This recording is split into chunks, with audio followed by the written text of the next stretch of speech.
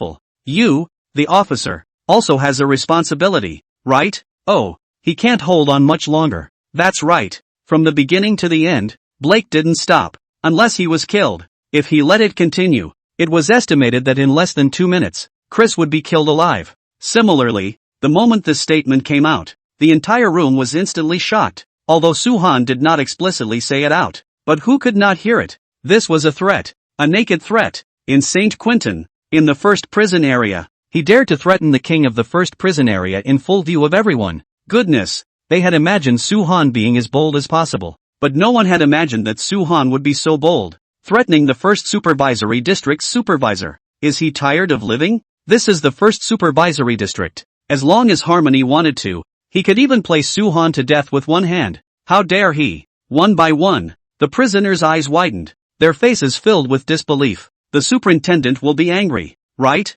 The supervisor will play him to death, right? They didn't think that the supervisor would do this for Chris, but at this very moment, right under everyone's gaze, suddenly, an unexpected scene happened, only to see Ham Andy clench his fists, veins rippling on his forehead. but he bowed 45 degrees towards Su-han and said in a deep voice, Mr. Su, I apologize for my poor discipline. Please, Mr. Su, make Blake stop. He compromised? He actually compromised with Su-han. At this moment, whether it was the inmates or those guards, their worldview was about to collapse. In the first prison area, the supervisor who held absolute power, now he actually compromised to a prisoner. In the end, who was the king of the first prison area? They couldn't believe it. They even suspected that there was something wrong with their eyes. And right after Harmandi's words fell, Su-han was full of unconcern and just took a deep drag on his cigarette and laughed lightly. Ha! In your West I don't know what the rules are, but in our East, apologizing for doing something wrong,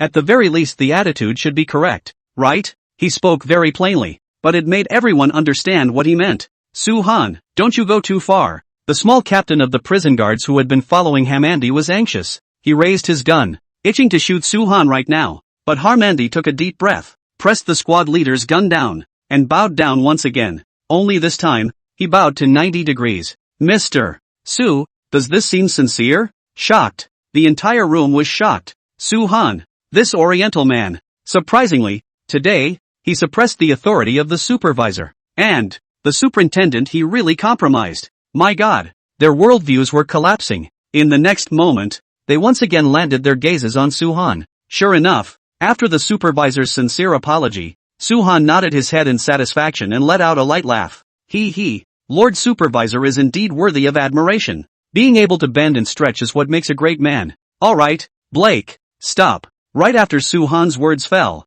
Blake didn't dare to delay for a moment, immediately stopped and stood behind Su-han. At this time, the rest of the prison guards also hurriedly dragged Chris behind them, which finally let out a sigh of relief. Looking at it, the situation finally eased off. Who knew that just at this time? Harmandi stood up straight, his face darkened, and he spoke. Mr. Su, Chris received black money and conspired with the inmates to target you, and being sanctioned by you is also a deserved offense, but you abetted the inmates and started the unrest. There must be an explanation for this matter as well. The moment these words came out, the entire room was shocked. The atmosphere that had just eased was once again tense after Harmandi's words. The matter escalated. This time, everyone knew that Su-han was in big trouble. 29. Harmandi had no choice. It didn't matter if his own dignity was trampled on, but as the head of the first prison ward, he couldn't be like this. Once this opening was opened, his words would have no deterrent effect in the future. So how could he discipline so many inmates? Today, Su-han was able to gather 60 to 70 inmates to confront the guards. It's unlikely that he can gather 700 tomorrow, or even the entire St. Quentin's 3,000 prisoners. By that time, I'm afraid that he wouldn't even need to rely on others to rescue him, and would be able to escape from the sacred Quentin by simply starting a riot. This is something that must never happen. Therefore, even though the warden had long ago given orders to try not to clash head-on with Su-han, he still had to disobey the order and properly sanction Su-han. Although he can't touch Su-han, but the people around him can, right? Blake, Ryan, Leifert and others. Anyone involved in this incident will be locked up for a few days in the brig. He still had this right? At this time, only to see Harmandi's face darken to the extreme. He glared at Su-han and said in a deep voice, Blake, repeatedly attacking the prison guards, of a bad nature, immediately imprisoned in the confinement room for 3 days. Ryan, Lefort and the others, violating prison regulations, vicious brawl in the third cafeteria, immediately imprisoned in the confinement room for 1 day. The rest of the participants, first go to the prison hospital for medical treatment. After being discharged from the hospital, all of them will be detained in the solitary confinement room for 1 day. And Chris, dismissed on the spot, and his act of manslaughter transferred to the Holy Capital Police Department for intervention. In an instant, regardless of whether they were punished or not, they couldn't help but suck in a breath of cool air. Harmandi, after all, he was angry. They also knew that in the whole world, the ones who plotted were Leo and Chris. The ones who hurt people were Blake and Ryan and the others. From the beginning to the end, Su-han had abetted except for one instance of self-defense. But, he abetted? Who dares to say he abetted? Harmandi was not present, and those few prison guards who were present had seen Su-han's methods, so how could they dare to give evidence? What's more, with a few of them giving a verbal statement, it doesn't mean anything at all. Plus, the relationship between prisoners and guards is already delicate. It was too difficult to punish Su-han. This was also one of Su-han's smart points. From the beginning to the end, he was like a high and mighty emperor, sitting steadily on the river. There was no need for him to do anything. Therefore, Even if the supervisor was furious, he could only move the people around him. But this was also enough. This could greatly weaken Soo-han's position in the inmates' hearts, just crush his cohesion, make the trust collapse. He wouldn't be able to get into any trouble. After all, this is a prison. Even if Soo-han is rich again, as long as Harmandi is unmoved, closed dozens of people confinement. Do not be too simple. Of course, now the fact is, Hamadi want to help Soo-han, as well as participate in this riot of all the people are locked up. What could he, Soo-han, do? Harmandi was using this confinement to tell the crowd who was the true king of the first prison area. What he said was the rule here. Sure enough, after Harmandi announced this order, everyone's faces showed some fear. The confinement cell. This was the most terrifying place in San Quentin prison. According to rumors, no one could even last 3 days. The only one who lasted 2 days and 3 hours was also taken to the doctor in time after becoming dehydrated, and ended up coming out mentally unhinged. There was even a rumor that a water-breaking confinement room like that one was only the lowest grade of existence among the confinement rooms. But now that, there were probably less than 200 people to be confined. Especially the prisoners who stood on Soo-han's side looked at him with a gaze that longed for salvation. And at this time, Soo-han seemed to be unperturbed and let out a faint smile. Ha, Lord Supervisor, do you think that locking them up in solitary confinement will have any effect on me? When these words came out, the scene was in an uproar. No one had expected that Soo-han would be such a cold-blooded person. Even if he didn't care about Layfort and the others, he should have begged for mercy for Blake and Lane from the superintendent. After all, they had even given up their lives for Soo-han. How could he be so indifferent and not even care in the slightest? However, upon hearing these words, Harmony finally breathed a sigh of relief. After an exchange, he also had a brief understanding of Soo-han. Therefore, he was certain that with Soo-han's character, he would definitely not stoop to abandoning his face to plead for those prisoners. This was exactly the result he wanted. In this way, the crowd of prisoners would also be able to see Soo-han's face. Only by tearing Soo-han's face apart could he let these prisoners know that there was nothing good to come out of selling out to him. After people finished utilizing him, they still kicked him away? He breathed a sigh of relief. A great sigh of relief. But just at this time, suddenly, Soo-han turned around, jumped down from the dining table, and walked over to Blake's side, squared his lapel for him, still smiling with a calm face. Blake, have a good makeover. When you get out, I'll give you an additional $3 million bonus. With that, he turned his head to Ryan. The same goes for you. I'll give you another $1 million if you last past the end of the day. After saying that, he didn't stop. Instead, he stretched out a finger facing Lafort and the others. $1 million. As long as you guys can hold out for 1 day, you can receive $1 million bonus from me. These words came out. Instantly, the entire room was in an uproar. $1 million? Those who used to stand behind Soo-han, most of them were gang fighters, and it was considered more than enough to earn $100,000 a year. But now, as long as they could resist the confinement room for a day, they would be rewarded with $1 million.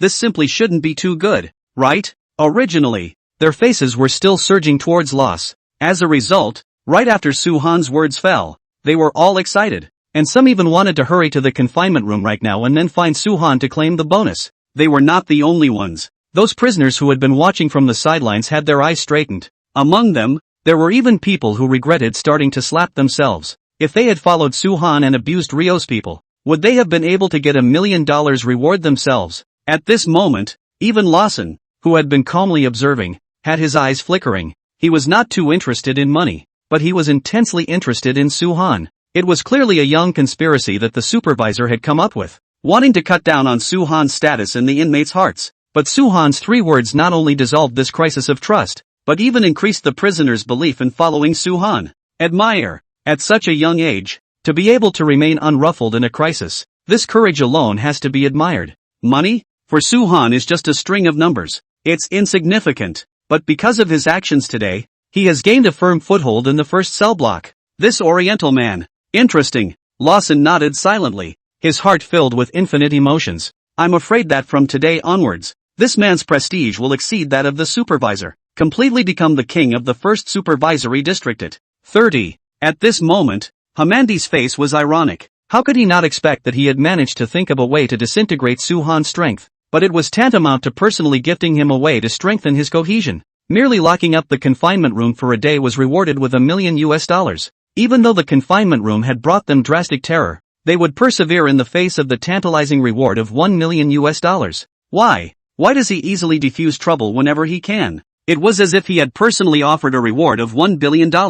I'm afraid that the clown monster gang is already making preparations nowadays, right? Just thinking about this gave him a headache. Only seeing him forcing himself to be calm, he took a deep breath and spoke. Very well, Mr. Su, you'd better never make a mistake. Otherwise, I will definitely personally send you to the confinement room. Definitely. Su-han let out a faint smile, shrugged his shoulders, put on an indifferent look, and leaned close to Harmandi's ear, whispering, Lord Supervisor, you know, I'm a timid person who can't withstand intimidation, but I admire Lord Supervisor's fairness. Don't worry, the conditions in your place will always remain the same, $2 billion. The bonus will not be less at all. Not for yourself, but also consider Zay's state. Ha, you still have time to consider. At this moment, hearing his son's name, Hamadi clenched his fists. Zay was his life. If it was someone else, he was afraid that he would have blown his fist over. But this was Su-han. He couldn't do that. Therefore, he could only suppress his anger, gasping for air, gritting his teeth and coldly saying, Su-han, you must not make a mistake. Otherwise I will definitely send you in. Facing his sudden yell, the rest of the prisoners were dumbfounded, and even those guards hurriedly raised their guns. Instantly, it was as if the state of affairs at the scene had risen another level, and that was when the crowd was at a standstill. Suddenly, dropping, a doorstop rang out. Immediately afterward, roughly 50 more gun-toting prison guards ran in, and they were followed by dozens of medical workers from the prison hospital. At that moment, everyone's gazes were attracted. They snapped their eyes towards the gate, and suddenly realized that the one at the head of the group was none other than the deputy head of this first prison area, Bauda. Bauda was not very old, just in his early 30s, wearing a straight police uniform on his body, losing a big back head. From start to finish, he kept a smile on his face, even after seeing the wreckage of the third cafeteria, as well as the moaning prisoners all over the floor. He never frowned, as if he was used to it, and remained in a smiling state. Soon, he came between Su-han and Hamandi, only to see him politely remove his hat and smile at Su-han. Hello Mr. Su, I'm the deputy supervisor of the first prison area. Bauda. There was a bit of a delay in the middle and I apologize for coming to see you so late. With that, he smiled again and said to Harmandi, Harmandi, there's no need to make things so stiff. Also, there's really no way for you to send Mr. Su to the confinement room. This is a warrant passed over by the warden. From today onwards, Mr. Su can be exempted from the punishment of the confinement cell as long as he doesn't go too far. Saying that, he pulled out a paper warrant from his pocket and handed it over to Harmandi. At this moment, Harmandi looked at the warden's handwritten signature on the warrant. His entire body was dumbfounded. Wasn't this tantamount to letting Su-han do whatever he wanted in St. Quentin? Su-han, when did he need to do it himself? So, this also meant that from today onwards, he lost the qualification to inflict punishment on Su-han. Shit. His face changed drastically, and his eyebrows simply condensed into a lump. It wasn't just him. Even those prisoners were shocked. Su-han's energy was too great, wasn't it? With the warden's warrant, wasn't he granted immunity at St. Quentin's? Gosh, it turned out that they had guessed wrong all along. The warden is not his backer. The warden is. How many more cards does he have? This time it's the deputy warden with the warden's warrant. Next time, it won't be the warden himself, will it? Or the mayor? The governor? Oh, my God. They simply didn't dare to continue in their thoughts. However, through today's situation, they were also able to see the situation clearly. That is, if you want to stay well in San Quentin's first supervisory district, you can go against the supervisor's wishes. And the big deal is that you'll be locked up in a solitary confinement cell once. However, you must not go against Su-han's wishes. If you let Su-han set his sights on you, even if you don't die, you'll lose your skin. Leo and his men were the best example. Thinking of this, almost all the prisoners could not help but suck in a breath of cold air. As long as they were prisoners who came to the third cafeteria today, they would definitely never dare to offend Su-han for a moment after today. They all shuddered as they looked at the figure that had been emboldened since the beginning. And at this time, Hamandi was obviously a bit angry, but he could only look at Su-han's arrogance. That Su-han didn't have the slightest solution at all. Humph. He snorted coldly and glanced at Bauda with the paper warrant. Then coldly said, since it is a special order from the warden, there is no need for me to disobey it. However, you guys shouldn't let your guard down. The right to define whether it's too much or not is in my hands. Baldur, since you're here, I have things to take care of, so I'll leave this place to you. After saying that, he didn't look back and directly left the third cafeteria. After all, Compared to the riot in the third cafeteria, the thing that caused him the most headache was still the rescue plan for the clown freak bandits at 9:30 tonight. He must kill this rescue plan in the cradle. Definitely. After Harmony left, the atmosphere of the scene obviously eased up. Baldur briefly exchanged a few pleasantries with Suhan, and then proceeded to deal with the mess at the scene. After arranging everything, he also came to Suhan's side, still maintaining that trademark smile, and said, "Mr. Su, don't mind. Harmony is just like this. Just get used to it. As for those friends of Mr. Su who are going to be put in confinement, you can rest assured, although I can't do anything about it, I can send my men to take care of them a bit, so I think it won't be too much of a problem." After the words, Suhan still had a bland face, seemingly not related to Blake and the others at all, and laughed lightly. He, I think Lord Deputy Supervisor is wrong. They are not my friends, at best, they are just slaves. Finally, hearing those words, Baldur's face changed, but that smile quickly returned. This Easterner? Is it really so cold-blooded? He was a little surprised, and it passed in an instant. But in fact, he didn't even know that in his previous life, it was under Bauda's operation. Suhan was locked up in the confinement room for a full 5 days. If it is not a small nurse of the prison hospital, coincidentally fed him some water, maybe he would have died of torture there. But because of that, he was certain that the confinement room was nothing to Blake and the others. Therefore, there was no need for him to bother caring about them. Suhan had always been like this, and after being reborn, he was calm and collected to the extreme. It was also this point that made Baldur already start to take an interest in this Easterner. Even the next moment, smiling, Bauda attached his ear and said to Suhan, "Ha, Mr. Su, may I ask, that billion you said, is it true?" "Oh," Suhan smiled faintly. "Lord Deputy Supervisor is interested in that $1 billion? 31. Of course, and, within the first ward, I have second only to Harmony in terms of power, and even in some matters, I have more power than he does. How's that, Mr. Su, have you considered working with me?" Baldur always had that smiling look on his face, seemingly making everyone unable to guess what exactly was on his mind. However, this was the first time that someone took the initiative to find Suhan to cooperate. If Suhan hadn't been reborn, he was afraid that he would have already fallen into Bauda's way. But it was obvious, after the prison life in his previous life, he simply knew this person Bauda like the back of his hand. Bauda. He was a smiling tiger and a hypocrite. Even, most of the illegal hooks within the first prison area had to go through his hands. So, regardless of whether it was at the very beginning when Blake's few people targeted him, or the riot in the third cafeteria, the originator was Bauda. This is also why, even if Suhan looked for the fair and honest Harmony to cooperate with him, he never considered cooperating with Bauda.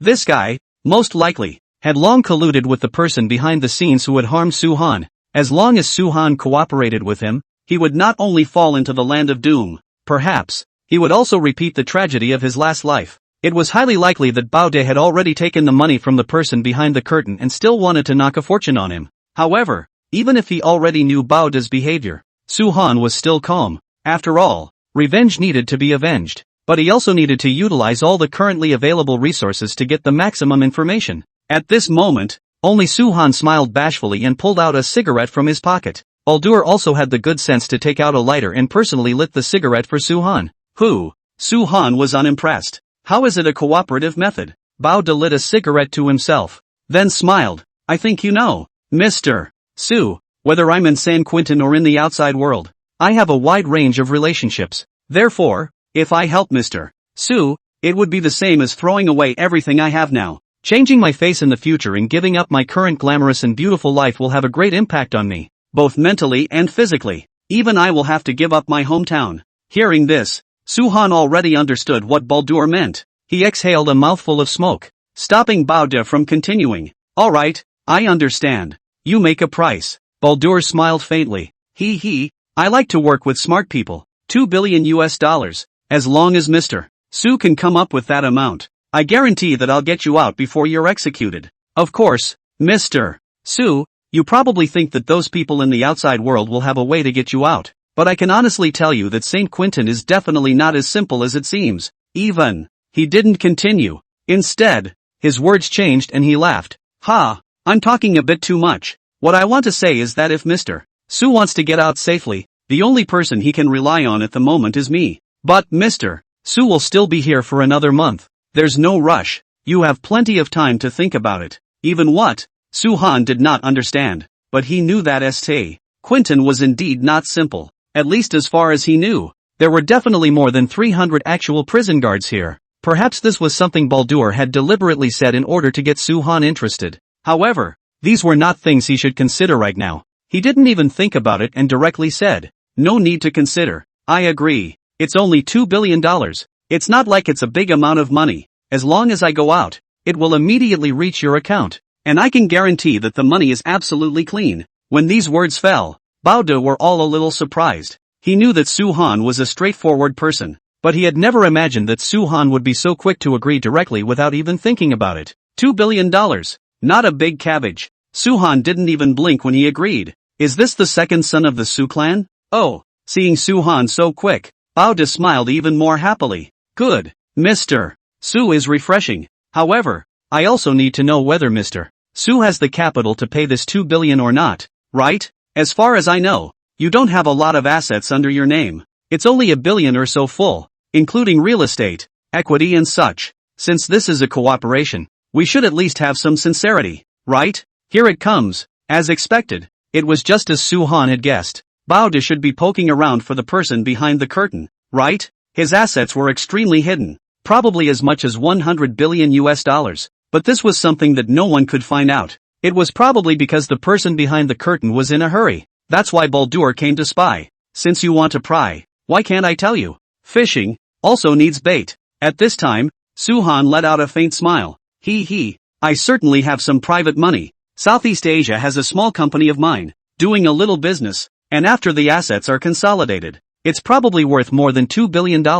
Lord Deputy Supervisor, if I can find out, I think our cooperation can begin. $2 billion. For Su-han, it might not really be much money, but a company worth $2 billion was still in Southeast Asia, and it was simply easy to find out. As long as the directions provided by Su-han were correct, then Baldur would have a way to grasp all the information. As the words fell, Baldur still smiled. Okay, Mr. Su, give me some time. I can definitely give you a satisfactory answer. However, since Mr. Su is so sincere, I can't do nothing at all. Saying that, he personally bent down and opened the shackles on Su-han's legs. Mr. Su, this should make you more comfortable. After doing this, he whispered a few more words to the prison guard beside him. After about 5 minutes had passed, dropping, with a doorbell ringing, one by one, top chefs dressed in chef's uniforms carrying cuisines from all over the world came to Su-han's side. These cuisines were local, Mexican, Dahan, Sakura, and even from the Dragon Kingdom.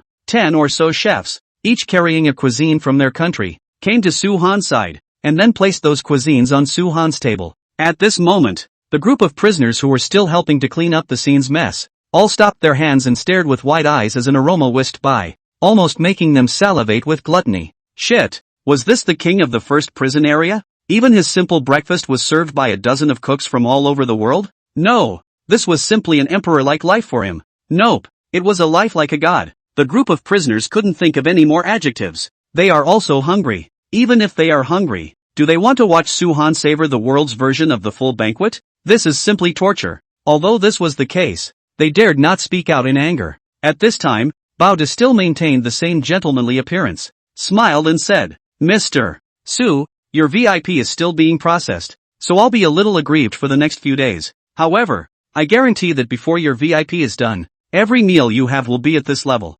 Alright, Mr. Su, enjoy these delicacies first. Later on, I will tell you an amazing news that will prove that your choice is absolutely right. Thank you all readers for your support. Today, the author is writing an explosive shift plan. As long as one recommendation vote is cast, the author will add one more. One monthly vote plus one more. A bounty plus one more. Don't question the author's hand speed. As long as the more not dead to the dead more. Ors. I appreciate it.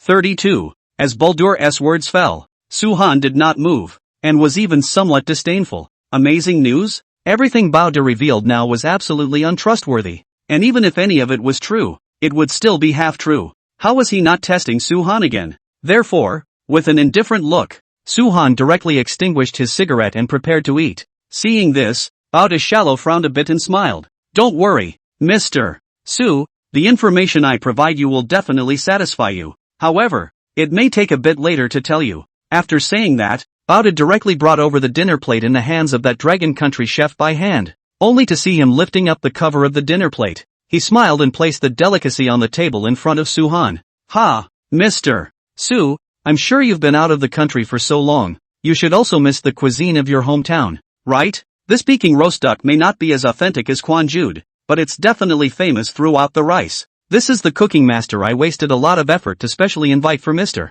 Su, as a slight token of sincerity. Please enjoy it. As the words fell, he gave that Dragon Kingdom chef a look. The Dragon Kingdom chef also understood, and immediately began to slice up the roast duck for Su-han. The roast duck was oily and fragrant with a reddish color. A crisp friction could be heard when the blade was scraped on the duck's skin. The outside was charred and the inside was tender, and the meat was fatty but not greasy. Soon, the Dragon Kingdom chef wrapped a roll for Su-han and handed it to the dinner plate in front of him. At this time, Bao was so gentlemanly that he made a gesture of please. Su-han understood and smiled bashfully as he picked up the roll and ate it. To be able to eat such an authentic roast duck in San Quentin, Lord Deputy Supervisor has put his heart into it. Baldur still maintained his trademark smile and responded, "It's my honor to be able to satisfy Mr. Su." Then Mr. Su, please enjoy your meal. I still have a few things I need to take care of. I'll tell you the news I have when it's a little later. Su-han nodded. Bao also led those prison guards to start handling the complicated scene. At this time, it could be clearly seen that the entire third cafeteria was in a state of polarization. Other than Su-han and Lawson, the rest of the prisoners were all busy, cooperating with the prison guards and cleaning up the mess at the scene. And then Su-han? Lawson stood on the side, like an old butler, directing those 10 or so cooks, serving Su-han his meal. Seeing this scene, especially the burst of aroma that wafted out and hit their noses, they craved for it. Even some of the ones with no talent were drooling. That was food from all over the world. Although the standard of S.A. Quentin's meals was very good, there was no way to compare it to Su-han's. Without exception, these cooks were all at the top of their respective meal fields. Or rather, if one wanted to eat a dish from their hands outside, it would be a sky-high price. Ancient emperors were treated just like this, and they could only smell the aroma, starve themselves, and do the work. Envy, jealous, hate. It wasn't fair. Why was Su-han, a death row inmate, able to have such high treatment within St. Quentin? Oh, St. Quentin's is not fair. What can they do? They could only starve themselves and hurry to finish their work to get a bite of breakfast. Soon, the third cafeteria restored its original state in a well-organized manner, and after arranging everything, Bao gave an explanation to the squad leader behind him and retreated out. However, he didn't know that after he left, there was also a prison guard who quietly followed him and walked out together. After Baldur walked out of the third cafeteria, he looked around and didn't choose to take the elevator. Instead, he pushed open the security passage and entered the security staircase. Subsequently, after descending to about half a floor, he took out a satellite phone from the inner pocket of his upper jacket, and after pulling the antenna, he instantly broadcasted it. When that side picked up, he immediately changed a fawning smile and said with a smiling face, already lassoed out some of Su-han's messages. Following the vine to find the melon, we'll probably be able to grasp his underbelly. Immediately afterward, Bao reported his complete conversation with Su-han, and even Su-han's expression at the time, to the person on the other end of the phone in its entirety. That's all the information we've gotten so far. Southeast Asia might be your target. His words fell. At this moment, a melodious female voice unexpectedly came from over there. You did a good job. Let him get away with it for a few more days. After all, what awaits him is about to be worse than death. Alright, from today onwards, don't contact me without necessity. I'll find a way to contact you if anything happens. The fish has taken the bait. Let the plan begin. After the other party hung up, Baldur put the satellite phone away and prepared to destroy this phone according to the mysterious woman's words. He was in a great mood. The plan was going on as planned. When the time came, he could get a reward that was even more generous than helping Su-han. If he could reach a cooperation with Su-han, he could also get $2 billion from Su-han. His future was bright. The next moment, he put his expression in order and once again resumed that impenetrable smiling appearance, as if he was a gentleman, walking towards the downstairs, and he didn't even know that at this moment, there was a dark shadow behind him, silently retreating back to the third cafeteria. Meanwhile, inside the third cafeteria, Su-han was still enjoying his high-quality breakfast, and he only took a bite of each dish, which basically filled him up. And on the contrary, what about the prisoners? After cleaning up the third cafeteria, they could only queue up at the window to receive a serving of macaroni and clear chicken soup. Originally, What the prisoners looked forward to the most was the 3 meals a day. After all, it was also the only time when they were the most relaxed. And, St. Quentin's cafeteria treated them really well, even better than what they ate outside sometimes. But what about now? As soon as they saw that Su-han was enjoying food from all over the world, they instantly felt that the macaroni in their hands didn't smell good anymore. Not a moment later, Su-han had eaten almost as much as he could, and he casually pulled out a cigarette. Seeing this, Lawson bent down and lit it for him. He then looked at the delicacies and froze a bit. Seeing this, Su-han took a deep breath of the cigarette and smiled faintly. Lawson, feel free. Hearing Su-han's words, Lawson helplessly smiled and shook his head, then attached his ear and said to Su-han, Master, I think now is the time to buy people's hearts. If you reward them with these remaining delicacies, you might be able to completely gather them. That's right, Lawson was using bounties. After all, after today's farce, in Lawson's mind, Su-han was almost equal to the emperor who had ascended to the throne in the first supervisory district. That's right, the true king who was above the supervisor. 33. Upon hearing this, Su-han took a deep breath of his cigarette and exhaled a mouthful of smoke unhurriedly. Phew! Suddenly, one of his faces went cold. Lawson, remember, you are my servant, not my wise man. I don't need you to instruct me on what I'm going to do. Facing Su-han's sudden change, Lawson was also stunned. He could read a hint of ruthlessness in Su-han's dark eyes. However, once he remembered Su-han's ruthlessness on the first day he entered the prison house, he was relieved. Yes, master. At this time, Su-han seemed to have forgotten the ruthlessness of the party, and once again changed into that harmless appearance, took a deep breath of cigarette, and smiled faintly. Do they deserve my favor? You have to know that even being a dog by my side must have its own role. Some meaningless people, why should I grace them? All I have to do is stand here, and they must bow down. I've already counted myself merciful by not scrapping them all today. Lawson, you're very mysterious. Perhaps you've never trusted me yet. However, my bounty has always worked for you. I hope you can bring me a surprise. Su-han's words were plain but meaningful. Even Lawson, who had countless life experiences, could not help but suck in a breath of cold air at this moment. However, there was one thing he didn't understand. Blake was a senior fighter, and his combat power was considered the highest of the bunch within St. Quentin, and could protect Su-han's safety. And what about Ryan? Obviously had good organizational skills and could help Su-han organize a decent-sized force. But he, Lawson, an old man in his 60s, nothing special at all except for being a bit leaner. Could it be that Su-han had seen through something? Thinking of this, Lawson's heart trembled. This master of his, it was too terrifying. It was like a devil returning from the abyss, making it impossible to read his inner thoughts. He possessed a strategy that did not match his age, coupled with the aura of superiority that he always exuded. It was as if he really didn't need to do anything. It was enough to make everyone bow to him and bow down. Truth be told, Lawson wasn't short of money. There was never a shortage. So, in the beginning, he had only treated this master in servant status as a game for fun. But now, he was certain that if he could follow Su-han, he might really be able to get what he wanted. At this moment, his eyes were extremely deep, as if he was still entangled in general. He was about to say something, but the words reached his mouth and swallowed. Seeing this, Su-han let out a faint smile and patted Lawson's shoulder. There's no hurry. We have plenty of time. You eat first. Time? There really is plenty of it? In a month's time, you're going to be executed. Lawson let out a bitter laugh.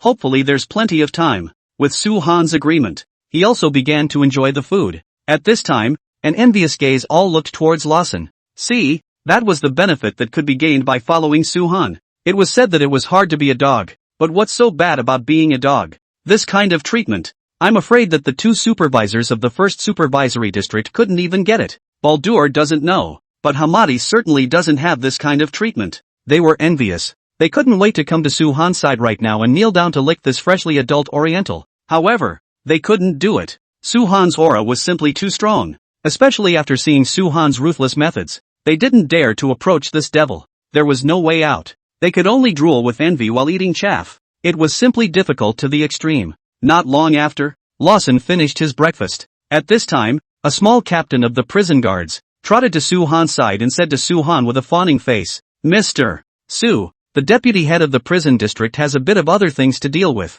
and specially explained that I came to take you to work. That's right. Within San Quentin, every prisoner needed to work, and could even receive some pay, probably ranging from 20 cents to 80 cents per hour. San Quentin prison also had many kinds of factories, supplying more than 3,000 people for work. Soo-han was a death row inmate after all. Even if he was under the special care of the deputy prison governor, face works were still necessary. Mr. Soo, if you've used your meal, come with me. By the way, Lawson can't join you, please forgive me. Saying that junior captain directly gave a look to the prison guard beside him, and another prison guard came over, about to take away Lawson. Seeing this, Lawson frowned. Master, this is most likely a trap. That's right, nowadays, Blake and Ryan, as well as Lafort and the others, were all locked up in the confinement room. Lawson was also now transferred away from Soo-han's side. This was clearly someone trying to isolate Soo-han. However, in the face of Lawson's caution,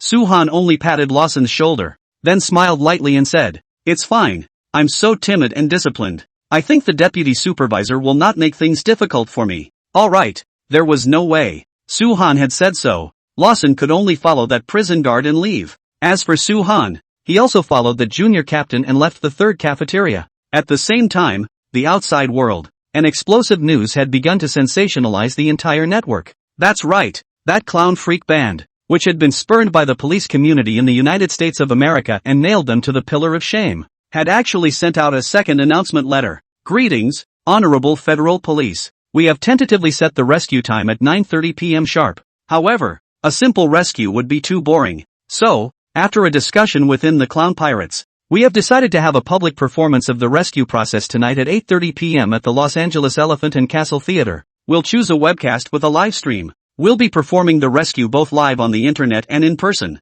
Of course, this may be a diversion. We look forward to welcoming you all to the show. The Clown Pirates. A letter of announcement with the iconic logo of the Clown Pirates was sent out. And once it was sent out, it was completely forwarded around the globe in a frenzy. Arrogance. They are once again provoking the police force. No, this was already considered to be molesting the Rice police world on a global scale. It's as if they'd never put the Rice police in their eyes before. Such bold maniacs. Not bringing them to justice is truly a disgrace that the Rice police community will never cross. 10 years ago, they fled in plain sight. Today, 10 years later, they must be arrested. Instantly, with the second announcement letter from the Clown Pirates, the heat of Soo-han's bounty was once again raised to an unprecedented height. People were excited in droves, simply because they were clear. This time, the Clown Monster Pirates were really going to act. Read after the fact. Read it. Read it. It's important to say 3 times. The read aloud is really important. It's about the little author's food and drink. So please readers, even if you have a book, turn to the last page and stay for 30 seconds to give the author a bite to eat. A new month has begun. I wish all readers a successful and safe new month. For the sake of this author's sweet mouth, can you vote for a recommendation? As the new month begins, the author would like to give out benefits to all the readers. In that case, 100 lucky readers will be chosen to give the author their monthly votes. The monthly tickets have been refreshed. Recommendation tickets are also free. Let's all take an active part in this activity. Let's see which readers are so lucky. 34. The Clown Pirates, since they started 10 years ago, are a legend. Even, one could call them a legend. With their astonishing magic show methods, they disappeared from view as if by a miracle. Under the blockade of the entire Rice police community, this was the greatest disgrace the Rice police world had ever seen. However, this time, because of a reward from Soo-han, they made a comeback. And everyone knew that this time, they moved for real. For a while, the heat of this century rescue drama was fired up to a high point, spreading wildly all over the world. This was a worldwide frenzy. In an instant, the internet completely exploded. Geez, originally, I thought that the Clown Pirates were just rubbing in the heat to find a reason for their comeback, but I didn't realize that they were actually going to play for real. This time, are they going to perform a cross-border rescue for the ages like the last time they stole the National Bank? Their methods haven't been cracked yet. At the very least, last time they did the theft in one city. But what about this time? They're going to perform in Los Angeles, and it's common knowledge that San Quentin prison is in the holy capital. Yeah, the distance between the two is 600 kilometers. How on earth are they going to do it? It's hard to believe that what they perform is never magic. But magic? That's right. The means of the clown monster bandits were simply too bizarre. Crossing 100 kilometers to steal $5 million from the National Bank, and then disappearing in plain sight under the blockade of all of Rice. This time, they actually had to cross 600 kilometers to rescue it. The only explanation would be that they possessed magic,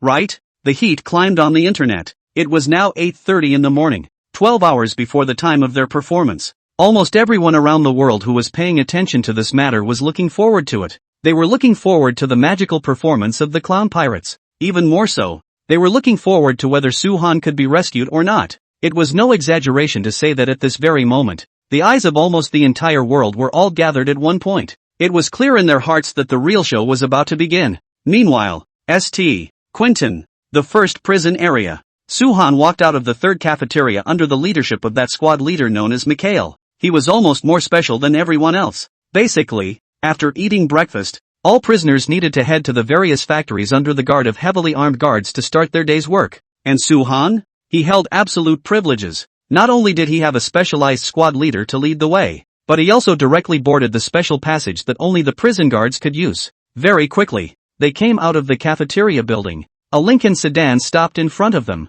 Mihail very fawningly jogged to open the car door for Su-han. Mr. Su, this is currently the highest quality and most comfortable car that the first supervisory district can apply for. I will personally drive and take you to work. Su-han nodded in satisfaction. After all, San Quentin prison was huge, and although the factory area was not too far away from the jailhouse, it was definitely not close either. An ordinary criminal would jog to work under the guard's supervision, but he was Su-han after all, going by car, with a full-time driver, and being a squad leader was already pretty good. The deputy prison chief has a heart. He let out a faint smile and got into the car. Mikhail also did not dare to procrastinate, and immediately drove the car, and with a kick of the gas, began to drive within San Quentin. At this moment, where did Su-han look like a death row inmate? He was rather like a nobleman who had nothing to do and came to visit a San Quentin. Su-han looked out the window and had to sigh that the scenery of San Quentin prison was still very beautiful, and because it was close to the bay,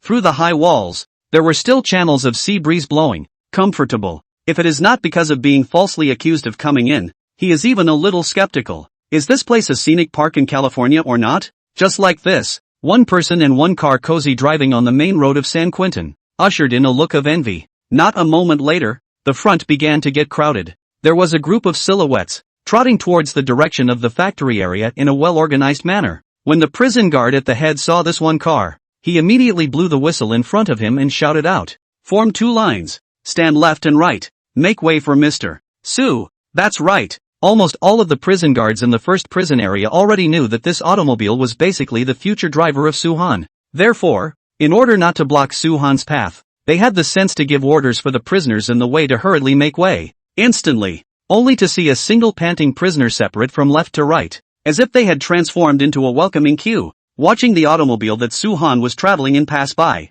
They people were numb. Look at others and then look at themselves. There was no harm without comparison. Shit, he's not here to go to jail. He's clearly here for a trip. The deputy warden personally arranged for a car to be assigned to him, and his rank is almost equal to that of the warden. So those who don't know would think that this is the warden coming to inspect the work. So angry. Some people are born in Rome, while others are born as bulls and horses. One by one, the prisoners spat. Envious. Jealousy. Hate. Pissed off.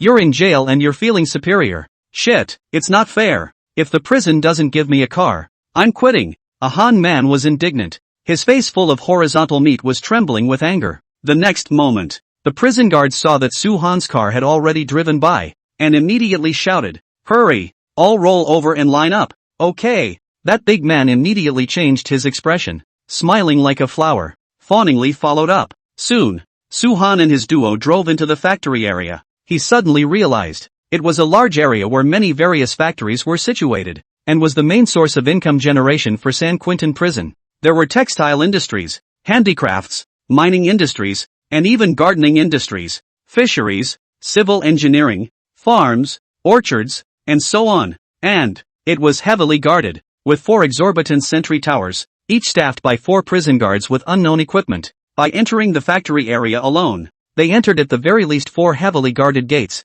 It seemed like trying to escape from here was definitely not a simple matter either. Mr. Su, the front is here. Mikhail smiled lightly and opened the car door for Su-han. However, after the two of them got out of the car, Su-han did not bring in any of those factories. Instead, he entered the only 10-story building in the factory area. They walked through the prison guard's special passageway and came to the 5th floor. Now Su-han was also finally aware that this was the office building for some of the casual laborers, such as the laundry room, the stocking warehouse, the inventory warehouse, and so on were all in this building. Compared to those factories, the work here was also generally a bit easier. Suhan was also assigned to the laundry room under Mikhail's lead. Dropping. As a door buzzer sounded, the door to the laundry room was opened. Mikhail immediately shouted, "Lexi, roll over here, here." The next moment, on the inside of the laundry room, in a cubicle, a big man with a fierce face walked out. With a cold face, Mikhail resumed his prison guard majesty and said to Lexi, "He's the newcomer who was placed here today. The deputy prison warden has specially explained that you take good care of him." "Understood," Lexi informed, looked up and down towards Suhan and grinned. "Hey, don't worry, I will definitely take good care of him. Definitely." 35. After Mikhail gave an explanation, Lexi walked straight in. He respectfully said to Suhan, "Mr.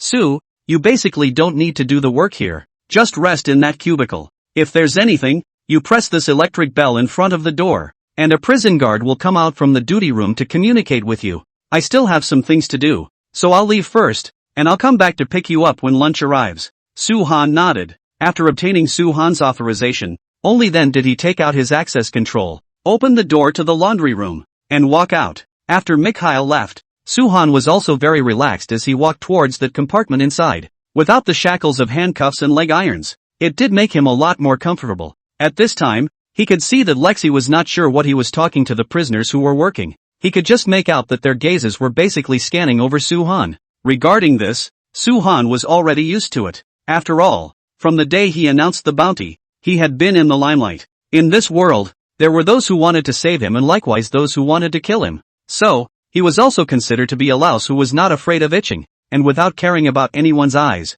he entered the inner compartment on his own. After entering the cubicle, he realized that it was created to look like an office. Desks, drinking fountains, bookshelves, welcoming sofas, and coffee tables, all at once. There was also a single bed set up inside. Obviously, this was the place for the laundry boss to use to rest. However, today, he, Suhan, had come. Then, this place was also commandeered by him. Suhan sat himself down on the welcoming sofa and couldn't help but frown lightly.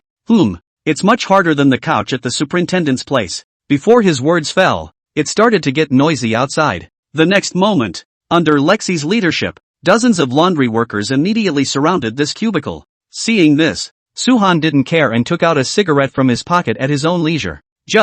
He hadn't even lit it yet. Lexi had already burst towards him. Immediately after, an unexpected scene happened, only to see Lexi skillfully from his pocket, pulled out a large lighter, half bowed his body, respectfully lit the cigarette for Suhan. Suhan did not change his face, took a deep breath of the cigarette, exhaled a mouthful of smoke, and gazed at Lexi very indifferently. Suddenly, Lexi raised his big hand. With a forceful wave, the dozens of prisoners who had followed him here immediately bowed deeply towards Suhan in general with him. "Please master, take us in. We also want to be your dogs." Dozens of prisoners spoke in unison. Their voices were so loud and powerful that they shook Suhan, who couldn't help but pull out his ears. At this moment, if Lawson and the others were there, they would have been shocked out of their eyes. They were still worried for Suhan, fearing that Suhan would be targeted elsewhere in the prison. But the result that was different from what they had imagined of Suhan picking dozens of people with one and ending up being beaten up by a group did not happen. It was even the polar opposite. He,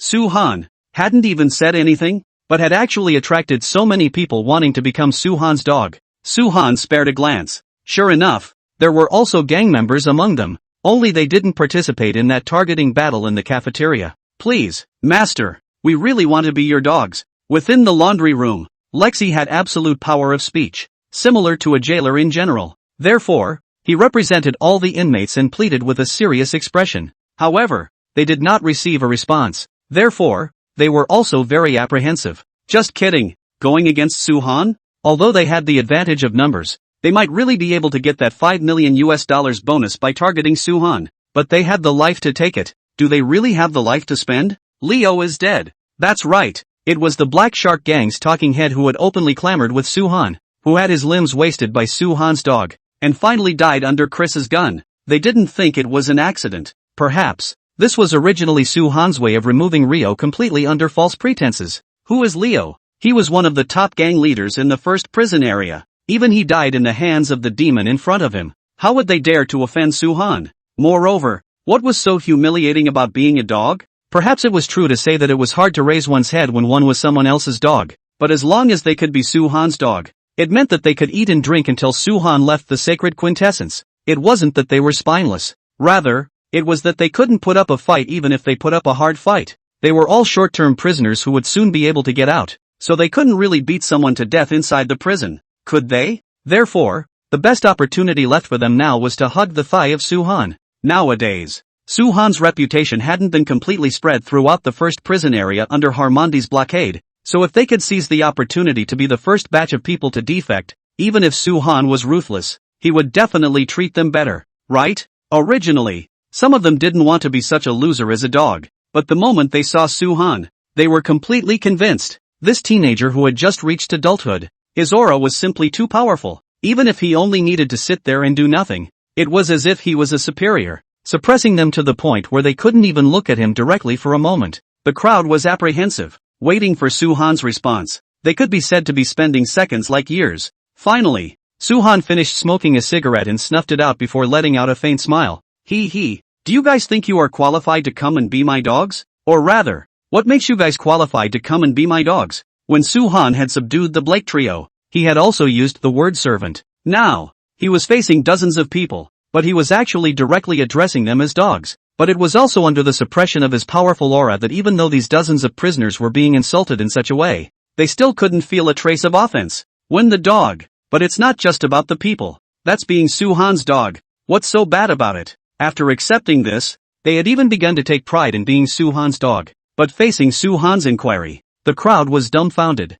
After all, they were too ordinary, or rather, nothing compared to the Blake trio besides Suhan. The crowd pondered, desperately thinking of their own merits. The shoes I brush are especially clean. The clothes I wash out have a mom's flavor when I wear them. I can cook. My wife says my cooking is the best in the world. But he greens me. One by one, the prisoners seized the opportunity to be Suhan's dog. It was as if they had seen the light of day as they volunteered to talk about their merits. Only, when they heard the end, Suhan's face obviously darkened. Rubbish. It really was a bunch of wastes. Not a single person who was useful to him. It was obvious that he was impatient. He would rather lie down on the sofa and sleep for a little while than listen to a bunch of wastes talking some nonsense. And it was at this time. Suddenly, Lexi, who had been bowing his head in thought, as if he had made some major decision, jerked his head up and said solemnly, "Master, I know a secret about you here that might help you. As long as you let me be your dog, I'll tell you now." Today's update is served. Thanks to all the readers for watching.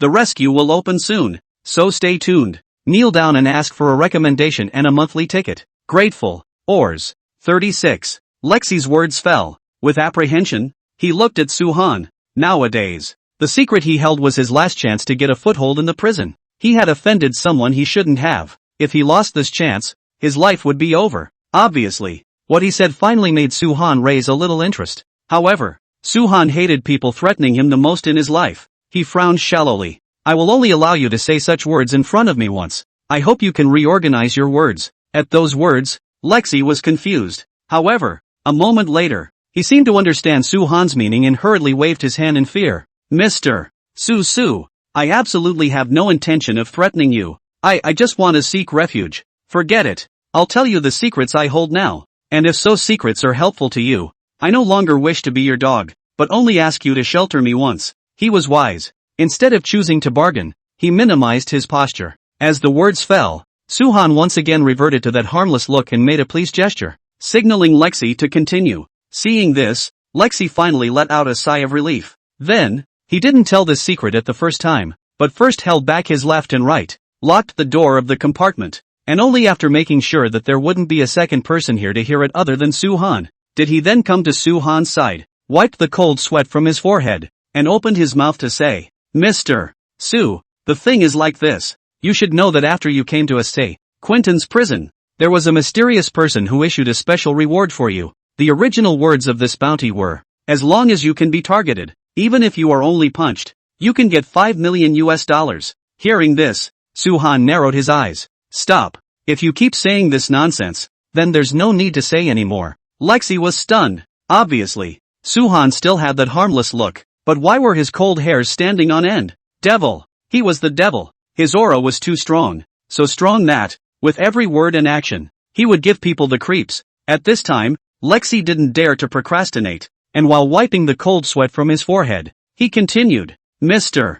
Sue, I promise, the next thing I'm going to say is the point. I know who this one is who communicates with the prisoners and informs them of the bounty. Dr. Ariel. That's right, it's Dr. Ariel from the counseling room of the prison hospital. After saying this name, it could clearly be felt that Lexi was all tensed up. He couldn't see any emotional fluctuations from Soo-han's face. Therefore, he simply didn't know whether he could become Soo-han's dog or not with this information. He was terrified, while Soo-han still had that cloudy look. After pondering for a moment, he opened his mouth and said, "Oh, how are you sure it's Dr. Ariel?" That's right. In his previous life, Soo-han had met this psychological counselor. Ariel gave him the feeling that she was a beautiful person with an even more beautiful heart. And he was bullied so much that the prison was afraid that he would commit suicide and often arranged for him to patronize there. But in his previous life, it was possible that it was because of his breakdown that he didn't notice Ariel's abnormality at all. Even Ariel took the most care of him. If what Lexi said was true,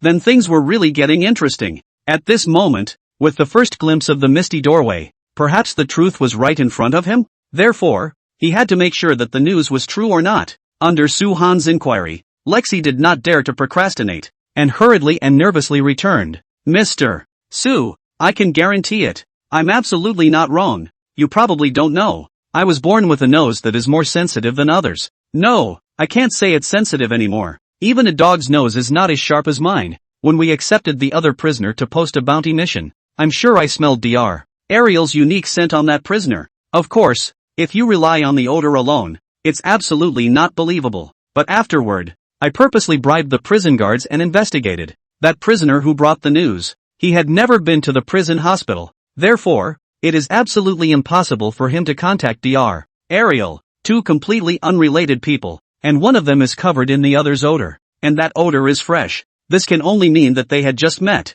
With Lexi's expression, Soo-han did feel that he had analyzed the situation correctly. But there was a premise in this. That was, Lexi's nose really had to be better than a dog's nose. Interesting. When it was really interesting, he realized that there were a lot of interesting things inside San Quentin prison. If Lexi's nose was really this good, then wouldn't he have a military dog inside the prison? A military dog with a nose sharper than a dog's. This would be of great help to him in his future escape from prison. Therefore, Soo-han did not strike up a conversation. Instead, he let out a faint smile and waved his hand at him. Go and call him over. Lexi didn't dare to procrastinate, and immediately called those dozens of prisoners who were busy. All of them came to the door of the cubicle. At this time, Soo-han looked for a few pieces of black cloth nearby and blindfolded Lexi's eyes until he was sure that Lexi couldn't see at all before he lit a cigarette and slowly opened his mouth. "Alright, I'll pull a few people at random now. You've been spending time together. You should be able to smell them. As long as you get more than 80% correct, you can be my dog." Saying that, Soo-han began to pull people. Lexi was also so apprehensive that she frowned and started sniffing. However, with the interference of the cigarette, the speed of his identification was obviously slowed down. After about a minute, he got the identification and took a deep breath. "Phew, it's Van Mill." "Oh," Soo-han asked with interest to the person he pulled over. "What's your name?" Back to Mr. Soo, "I am Van Mill." He had long been confused by Soo-han and Lexi's actions, and was somewhat at a loss. But Soo-han didn't care about him either, but continued to pull people. Lexi also answered correctly. Akshan, Zimia, Jaren, Wyatt. Soo-han chose 10 people, and Lexi surprisingly got all of them right. He personally started Lexi's head for Lexi, and purposely tightened the eyes, and he was certain that Lexi definitely couldn't see a hint of it. So, his sense of smell had really developed to the point where it could be better than even a dog's. This was simply an astonishingly special ability. After all, hitmen think tanks. They abounded, but there was not one in a million who had this kind of ability. Someone with a nose better than a police dog's. Is he picking up a treasure? At this point, Soo-han intended to put Lexi through one last test, but when Lexi smelled this last person, he was actually unconsciously his body trembled, and then he was so full of fear that he didn't stand still and leaned back towards 37. Mr. Soo. His feet were soft, paralyzed towards the back, and there were other inmates who held him together, or else they really gave him a good fallout. However, until this moment, Soo-han was also completely convinced. Lexi is his military dog, a person whose nose was more sensitive than a military dog. Seeing this, Soo-han came to Lexi's front, patted his shoulder, and smiled faintly. You're good. Your ability has given you a chance to be able to be my dog. Cherish it. I'll pay you $5 million a month. You're worth it. With that, He pointed at the black cloth on Lexi's head. Take it off for him. At this point, the group of prisoners were confused. They didn't react at all. And no one moved. $5 million? A beautiful knife? It turned out that being able to become Su-han's dog would not only improve one's quality of life within San Quentin's prison, but it would even come with a monthly salary or $5 million US. How many of them had never even seen $100,000 US? The king of the first prison area. No, the emperor of the first prison district. It's worthy of being him. At this moment, even though Su-han didn't promise to make anyone other than Lexi his dog, but those people, too, had begun to obey him from the bottom of their hearts. So, Su-han's words were holy orders. In their hearts, they even carried more weight than the words spoken by the supervisor of the first prison area. Therefore, after a short period of time and days, they reacted and hurriedly removed all the black cloth wrapped around Lexi's head, and even their attitude towards Lexi became more reverent. There was no way. Lexi was now Su-han's dog. His position in the first prison area, other than the two supervisors, he was afraid that he was second only to the three Blakes. Still the same words. Envy. Besides envy, it was still envy. What's wrong with being a dog? As long as they could be Su-han's dog, their ancestors' graves would be smoking. At this moment, after removing the black cloth wrapped around his head, Lexi sat on the ground, equally dumbfounded. He had never imagined, with his ability that had been disliked since childhood, it really made him become Su-han's dog. I am Su-han's dog from today onwards. His eyes flickered up, and amidst his disbelief, a hint of excitement was revealed. He had succeeded. He had a master. He was clear that as long as he was able to bring substantial help to Su-han, then Su-han would definitely shelter him. After coming back to his senses, Lexi hurriedly learned the etiquette of the ancient Orientals and knelt on both knees in front of Su-han, bowing reverently. Master, it's an honor to be valued by you. At this moment, Su-han sat lazily on the sofa, as if he was a real emperor present. He gently raised his head, swept a glance at Lexi, and said with a faint smile, "It's not like we're in a feudal society anymore. You just need to understand your own identity. There's no need to be like this." Upon hearing this, Lexi had a serious look on her face and hurriedly waved her hands. No, Master, the rules can't be abolished. Since I'm ready to be a good dog, I will definitely follow all the rules. I've seen the TV series. In your East, the rules were like this in the ancient times. Then I have to follow the rules. Whatever. Su-han wasn't bothering with him. Picking up a cigarette from the table, Lexi also got up in a hurry to help him light it. He took a deep breath and enjoyed it. To be honest, he was very happy today. Being able to discover a strange person was so pleasant. After all, Lexi's role could be more powerful than he had imagined for himself. The unique innate condition of having a keen sense of smell. It allowed him to completely distinguish whether or not the meals were poisonous. For some poisonous gases were also most precognizant. Even, he could distinguish the unique odor of each person, as long as he had met that person. In the future, no matter what disguise that person changed into, as long as he passed by him, he would be able to distinguish it completely. This is completely a military dog that can be communicated and trained. This time, he had really picked up a treasure. As long as it was utilized properly in the future, Lexi could be of great use. Only, if Lexi wasn't lying, then Dr. Ariel was the key to clearing the fog. Oh, it seems like I have to take the time to go to the prison hospital, he mused as he shook the lapels of his chest. It was too hot for a California summer, because it was early summer. In addition to the San Quentin coast, it allowed Su-han to spend the night peacefully. However, it was obvious that the sun was even bigger today. Plus the laundry room was basically airtight, with only a bar-filled window in this cubicle letting in the breeze. But even so, it was still hot and dry. Even though Su-han's heart was like water, it still made his forehead covered with a layer of sweat. Seeing this, Lexi hurriedly rushed to the side of the bookcase, took down a paper box on top of the bookcase, and then returned to Su-han's side. He opened the paper box and cherishly pulled out an ice silk prison uniform from it. Then he handed it to the tea table in front of Su-han. Master, this is the ice silk prison uniform woven by the textile factory in the prison. I purposely asked them to prepare it in advance according to your size. Try it on. It will be cooler when you wear it. Su-han swept a glance and put on this ice silk prison uniform. It fit very well. Oh, you knew I would come? Su-han asked casually as if he was joking. However, upon hearing these words, Lexi was terrified. No, I didn't know. But, even if you don't come to the laundry room, Master, I will still go to you when it's time to release the wind. That's why I found someone to customize this outfit in advance last night. Hearing this, Su-han nodded. Very good. As expected, Prison clothes made of ice silk would just be a lot cooler to wear, but it was also the problem with this material that after a day of wearing it, it would usually become hard and have an uncomfortable texture. At this time, Lexi seemed to have thought of something and hurriedly continued, Master, don't worry, this kind of material does have its drawbacks, but I've already discussed it with the brother from the textile factory. He'll provide me with one every day, and I'll definitely let the master wear a comfortable prison uniform every day. Hearing this, Suhan was even more satisfied. With this ice silk prison clothes, his entire body felt a lot more comfortable, and he also then laid down on the sofa, preparing to take a nap. And at this time, Lexi also saw Suhan's meaning, and hurriedly told those prisoners to quit and go to work, leaving only 4 people with 4 fans, gently stirring them up in Suhan's 4 directions. A coolness came to his face. Suhan was simply soothed to the extreme, and the whole person was dramatically relaxed. At this time, Lexi also squatted under Suhan very consciously and began to massage him.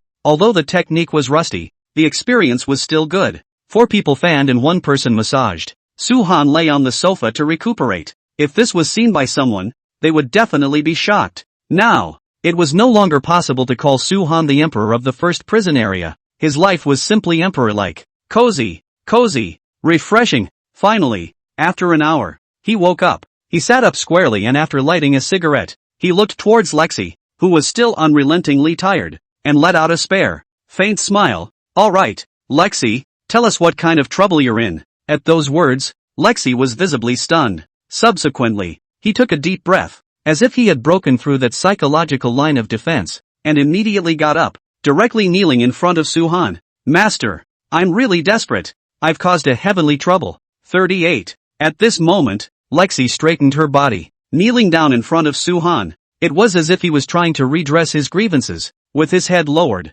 even his body trembled with him. Master, don't look at me as being able to call the shots in the laundry room now. But in fact, before I came in, I was a relatively honest builder. But in our line of work, as you know, the work schedule is unstable, so the wages are not settled so diligently. Usually fast, a quarter a settlement, slow or even a year. Before I came in, I solicited a small project. The result of the foreman does not give pay. It was nothing. I could have waited, but the foreman insulted me so much that, in a fit of anger, I kidnapped his wife and tried to force him to settle the balance. But who would have thought that his wife's brother, who was the head of the local gang, not only loosened me in, but also threatened to kill me when I got out. Originally I didn't take it seriously, but just the day before yesterday, he came in for committing a crime as well. I'm really going to be killed by him. Master, this is definitely not alarmist talk. I don't want to die yet. While saying that, Lexi actually cried out in pain. By the looks of it, it really looked like an honest person who was cornered.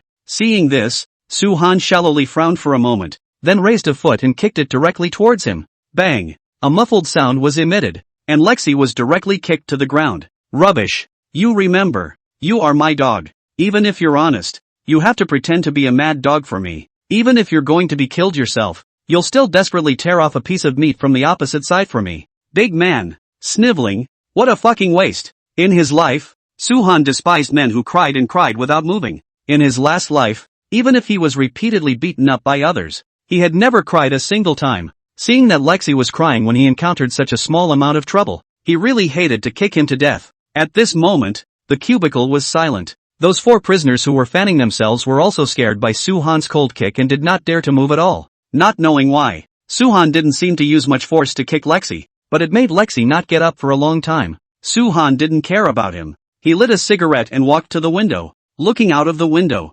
After about 15 minutes, only then did Lexi slowly climb up, rubbing his chest. His face was embarrassed as he bowed his head and said, Master, I'm sorry, I've embarrassed you. I'll remember your words. This matter, I will handle it clearly on my own. I don't know why. Since Lexi became Suhan's dog, he seemed to be greatly inspired and inexplicably gained a lot of backbone in his heart. After Suhan's kick, it seemed like he wasn't that afraid of Belle anymore. Ever since that fear disappeared, his entire being seemed to be cheerful, and Suhan didn't care about him. After moving his muscles, he laid down on the sofa again and started to enjoy the wonderful imperial life. 2 hours later, Mikhail entered the laundry room as promised. When he entered the compartment, he saw that Suhan was lying on the sofa, leisurely enjoying 4 people fanning themselves and 1 person massaging them. He was all stunned. Goodness! In terms of Suhan's current life, not to mention them ordinary prison guards, even the head of the prison area couldn't compare to him.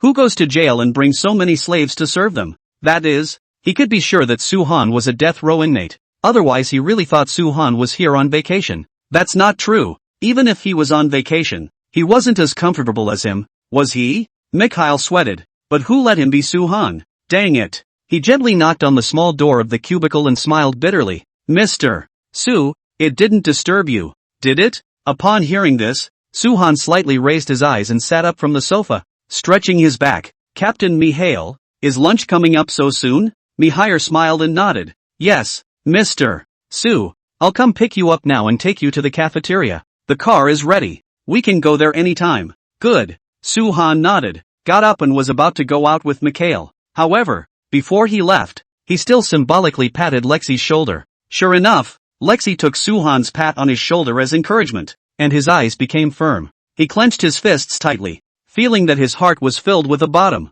and the source of all this bottom spirit. It was all because, just today, he had become Suhan's dog. He wanted to prove to Suhan that even if he became a dog, he could still be a good dog. All of this was seen by Mikhail. He couldn't help but sigh. Suhan's charisma was really powerful. He was afraid that if he was really allowed to stay in this prison for a month, he could really become the emperor of this prison. Just like this, under Mihail's lead, Suhan boarded that Lincoln car and drove towards the cafeteria. At this point in time, it was indeed lunchtime, only to see one prison guard after another, leading a team of prisoners, trotting forward from the factory area in a well-organized manner, and when they encountered Suhan's vehicle, they would all choose to avoid it. However, after a morning's time, Suhan also discovered a bit of weirdness. That was, the prison's guard force, compared to when he entered San Quentin, was quite a bit more. The office building he was in was like this, and so was the road he passed through in his vehicle. It was almost like one guard per 10 steps. Captain Mikhail,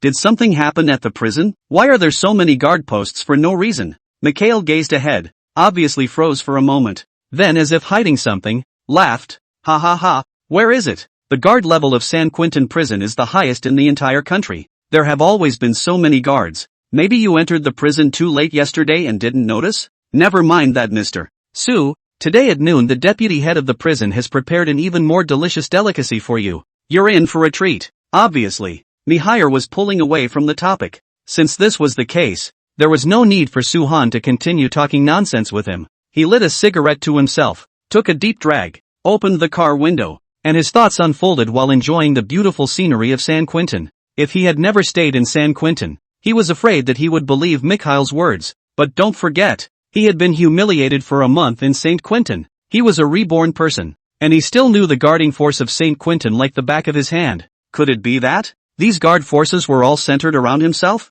Sure enough, when he arrived at the cafeteria, even the cafeteria corridors, and the guards' only passageway that he followed, had increased their police force. So it seemed that these police forces were indeed prepared for him. Seeing this scene, Suhan smiled.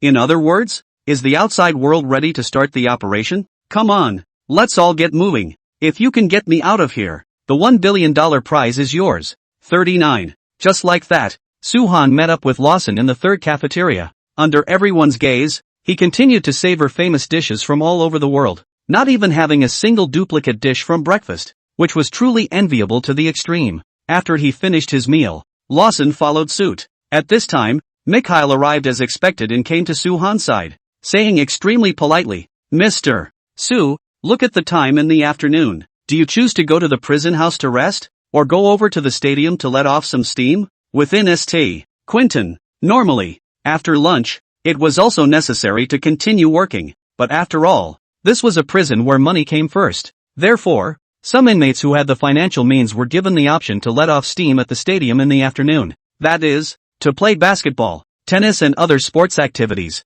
However, Suhan was even more special. He had one more option than those prisoners with economic basis, which was to go back to the prison cell to sleep. Upon hearing this, Suhan pulled out a cigarette, and Lawson also lit it for him immediately. He exhaled lightly and smiled lightly. Oh, go play in the stadium for a while. Okay, Mikhail answered, and after going out and doing something unknown, he also led Suhan and Lawson into the exclusive Lincoln car and drove towards the stadium. Meanwhile, the stadium's release square. This was actually a soccer field that was surrounded by a 7-meter-high barbed wire fence with a total of 4 levels. Because of this, it was also jokingly called the wind release square by the inmates, except that the inmates were not allowed to play soccer. Nowadays, there were at least 1,000 people here, minding their own business. It was generally relatively peaceful here, and there weren't too many guards watching. After all, if you dared to cause trouble here, you'd be disqualified from relaxing for a few days at the very least. They all paid a lot of money for the relaxation. Therefore, without special circumstances, very few people would choose to make trouble in the relaxation square. But just today, nope. It should be said that right after Suhan decided that he wanted to come to the wind release square, a group of roughly 50 or so heavily armed prison guards mounted the guard post and put the place under strict defense. Seeing the situation, the group of prisoners couldn't help but spit out, "Shit, what's going on? How come there are so many live ammunition prison guards in release square today? Indeed, it's really fucking uncomfortable to have them staring at us like this. But I heard that new guy Bell is going to teach a kid a lesson here today. Yeah, oh, he's stuffing a lot of money. Looks like that kid is in deep shit today. But compared to the new Bell, I'm more curious about that new Oriental. I heard that he turned the whole third cafeteria upside down in the morning, alarming more than 100 prison guards before he calmed down. Geez, that's the son of the richest man in the Orient? He's too crazy. That makes everything make sense. Maybe the prison defense level was raised because of that kid too? Also that kid. I can hear that Leo is dead. Even he ordered his men to waste more than 100 people. You guys can be honest when you see him,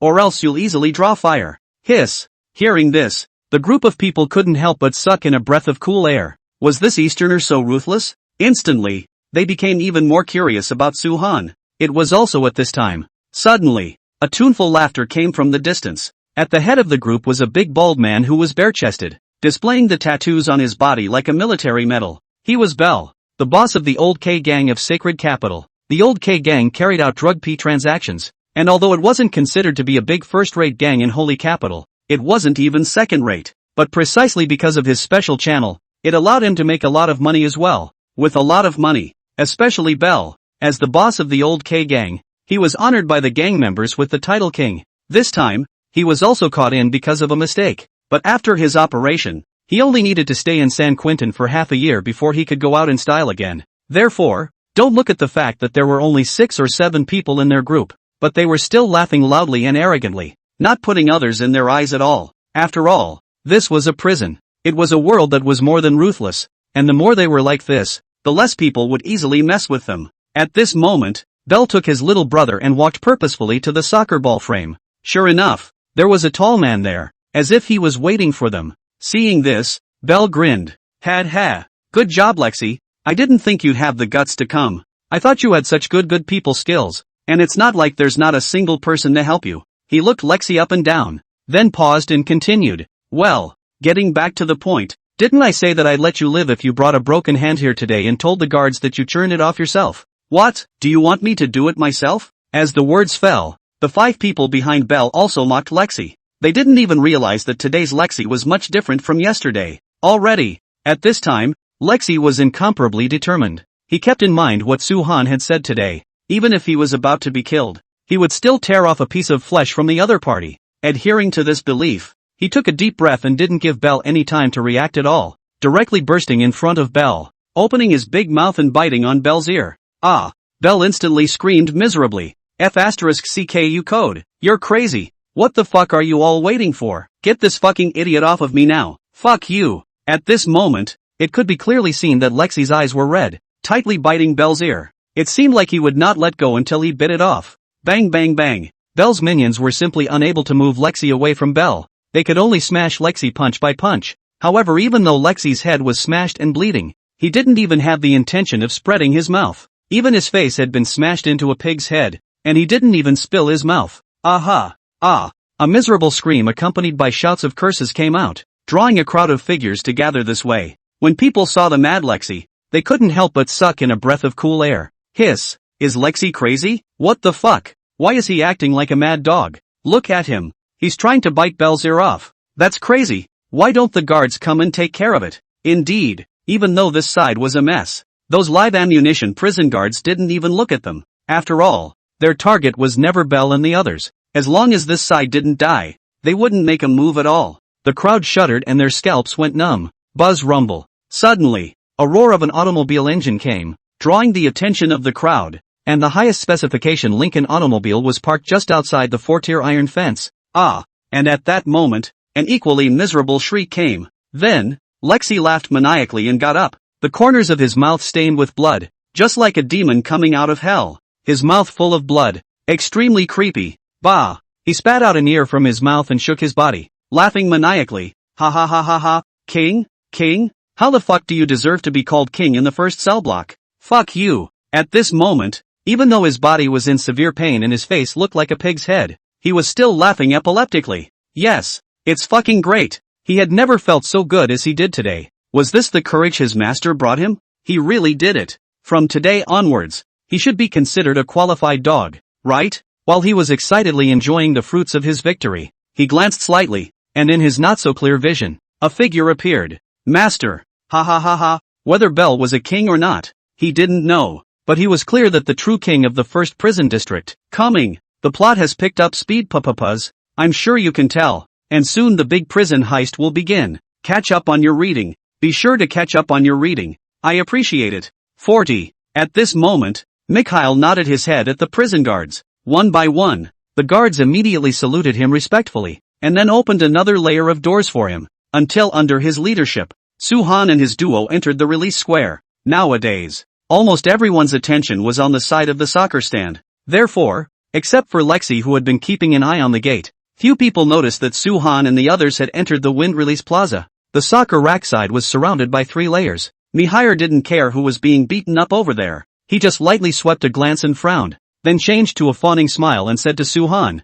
Mr. Su, did they disturb your pleasure? Do you want me to have someone arrest them and send them to the confinement room? If someone could have heard these words, they would have been shocked on the spot. Suhan, a death row inmate? Nowadays even the right to send who to the confinement cell is decentralized to his hands? My god. St. Quentin had truly changed. Mikhail kept that fawning smile, waiting very sincerely for Suhan to answer. At this time, Suhan merely pulled out a cigarette from his pocket and held it on his mouth. Seeing this, Lexi was also as if it was a conditioned reflex, and hurriedly took out a lighter to light it for him. Who? Suhan took a deep breath and looked towards the soccer rack side with interest. Forget it, it happens to be uninteresting. It's quite good to go and take a look. You go and get busy, Captain Mikhail. I'll play here for a while. However, I hope no one will disturb me while I play. His face was full of indifference, and the words he seemingly uttered lightly were as if they were a holy decree, piercing into Mikhail's heart. He nodded his head heavily and said with a serious face, Don't worry, Mr. Su, as long as you have fun. As the words fell, Mihail gave a look to the guards on watch, and everyone understood, immediately locking the doorway. They dared to guarantee that without Suhan's order, no one would be able to enter today. Of course, no one could get out either. After paving the way for Suhan, Mikhail also retreated to that Lincoln sedan with a sense of humor, lit a cigarette, sighed and shook his head. Hey, even if you offend the supervisor, have a way to save you. But why do you want to offend Suhan's dog? Haven't you heard the saying, beating the dog also depends on the master? He lamented, snuffed out his cigarette and buttoned up his police cap, assuring him that as long as there was no Suhan to call him, he wouldn't see anything today. The other side, in front of the soccer rack, Lexi raised the face that was swollen into a pig's head, desperately opened his eyes that were squinted into a slit because of the swelling, and looked at Suhan. The master is coming. He's coming towards me. I did it. I overcame my fear and didn't disgrace my master. Now I'm a good dog for my master.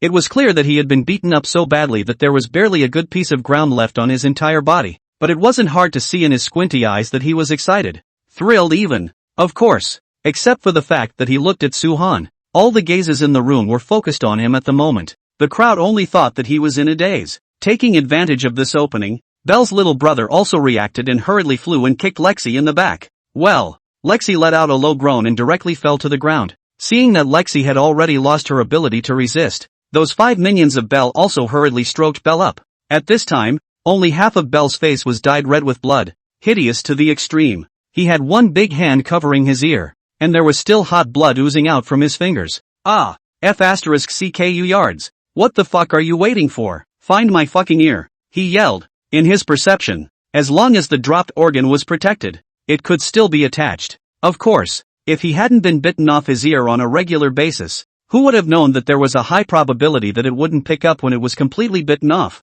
Belle didn't know. Lexi certainly didn't know either. Just after Belle yelled, Lexi put her last ounce of strength into grabbing the shattered ear directly in front of him and shielding it underneath her. Fuck you yard, Belle yelled, not caring about the pain from the broken ear. he directly lifted his big foot and kicked it dead center on Lexi. Fuck you yards, give me back my ear, let go, fuck you. His minions weren't idle, they all went to lift Lexi's body, trying to snatch the ear back, but I don't know what happened. Lexi seemed to have returned. His strength was so great that he just lay there dead, letting a group of people kick his body. He didn't move a muscle, desperately grasping that stumpy ear. He just wouldn't give it to Belle. Seeing this, the group of onlooker prisoners showed a hint of surprise. After all, some of them knew Lexi. Although Lexi was the head of the laundry room, most of the inmates inside the laundry room were not vicious beings. So in their eyes, Lexi had always been quite honest. Even, they had seen Lexi being fatally beaten by several people from Belle. What was wrong with him today?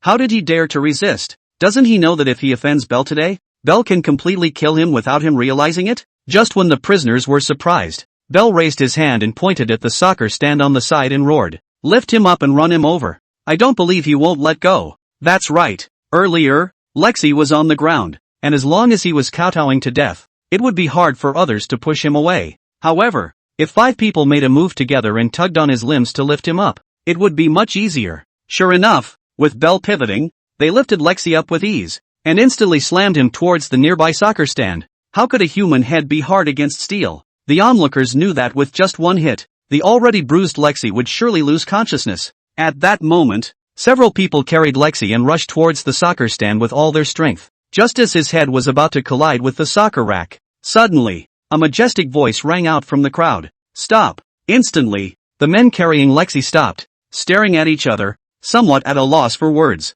Seeing this, Belle was also confused. However, he soon reacted and instantly cursed. "You guys are stupid. F***ck. A little arm cub screams randomly and you guys stop? That's right. Nadeo wasn't that brash. So in Belle's eyes, he was just a little kid. He was now so focused on getting Lexi killed that he didn't have time to care about Suhan. With his reminder, his little brother also came back to his senses. It was when they were getting ready again and decided to ram Lexi to death. Suddenly, the crowd, which was still bustling just a moment ago, quieted down. Even, they consciously made way as if they were a welcoming queue, retreating towards the sides in a well-organized manner. At this time, a figure walked towards the front from the end. With a sweep of his cold eyes, he said in a deep voice, "I told you to stop, didn't you hear me?" Seeing this oriental face, Belle first froze. He had heard about an oriental man coming to the prison. Very powerful. He definitely couldn't afford to offend. But on second thought, how could a figure as terrifying as that be involved with Lexi? And there were more Orientals imprisoned in St. Quentin. He really didn't believe that his point was that bad. He had long since let his anger wash over him, and especially after thinking about this, he was bottoming out. "Fuck you, little brat. Tell me to stop and I'll stop? You think you're Suhan? 41. Suhan's name was as big as thunder. Right now, the name that was feared to be the most discussed name in the entire St. Quentin was the word Suhan. However, in the same way as Belle, most people, too, had only heard of the name and had yet to see Suhan, coupled with the fact that Lawson was originally a death row inmate, and had never even been locked up with them before. Naturally, no one would recognize him, but most people, when they saw an Oriental face, especially after being around 18 years old and still always looking like they were on cloud 9, they would unconsciously stay away. After all, this was the message they had the most information about Suhan. In fact, the party hadn't been paying attention to the gate of the release square, otherwise they would definitely be able to recognize Suhan. After all, within the entire St. Quentin's prison, a prisoner who could be transported by a full-time chauffeur, besides Suhan, who else could it be? However, even so, they still consciously gave way, not daring to easily offend an Easterner at all. At this moment, Belle's words fell. He also no longer cared about Suhan, and directly issued orders towards his little brother. "Shit, what are you waiting for? Fuck, hurry up and run him over to get my ears back." Hearing this, the little brothers didn't dare to drag their feet, but just as they were about to move, Suhan gave Lawson a look. The next moment, only to see this stout old man, pulling himself up, bursting towards the group of people, directly kicking at one of them. Ka! In an instant, a crisp sound of bones breaking came out. That little brother's kneecap was unexpectedly broken by the direct kick, paralyzing on the ground in response. The other 4 people also instantly collapsed because they lost their balance. Seeing this scene, everyone opened their mouths in surprise almost simultaneously, with disbelief written all over their faces. F***ck. That guy must be 60 years old at the very least, right? How come the explosive power is so strong? I'm now certain that this Oriental man is Suhan. Yeah, look at his aura. And the people around him. It must be Suhan without a doubt. Ma, since yesterday there's been a saying circulating from the first prison area that it's better to offend the supervisor than Suhan. And this time, Belle is afraid that he's going to fold. Instantly, the scene was in an uproar. But they only dared to murmur in small voices. It was as if in front of this demon, they didn't even have the courage to speak out loud, for fear of touching this demon's brow. And in the end, they wouldn't even know how to die. After all, Rio was the lesson from the past. The crowd froze in place. Even Belle exuded a look of surprise. Only when the crowd's gaze was placed on Suhan, they realized that he was always as calm as that, as if whatever happened was within his expectations, and would not even cause a single ripple in his heart. Silence. Deadly silence. Suddenly, ka. The sound of several bones cracking came out. That was Lawson's hands and feet nimbly breaking Belle's little brother's kneecaps. After doing this, he squatted down and stroked Lexi up. Nowadays, after Lexi saw Lawson, his whole body was like a deflated ball, and he simply couldn't lift a trace of strength anymore. Only he was still trembling with his hands, clutching Belle's stumpy ear with a death grip. Lawson, I've heard my master mention you. This is Belle's ear. Absolutely. Never give it to him. After handing over that bloody stump of an ear to Lawson, he finally couldn't hold it back, and his entire body fainted. And while carrying Lexi, Lawson didn't even look at the stumpy ear, directly flinging it to the ground and whisking it to pieces with his feet. He wasn't a dumbass like Lexi. How else could he attach the ear when it was bitten off? Just seeing this scene, Belle was completely enraged. My ear. F***CKU yards. Give me back my ear. He went crazy and lunged towards Lawson. Lawson didn't even bother to look at him, directly lifting a foot and kicking him out again. Bang! Belle's tonnage was already not small, and a muffled sound came out even more after he fell heavily on the ground. At this moment, he was lying on the ground, his face full of chagrin, as if he wanted to swallow Lawson alive. Fuck! He yelled. I'm offering $1 million. As long as you can kill those 3 guys, I'll give you $1 million.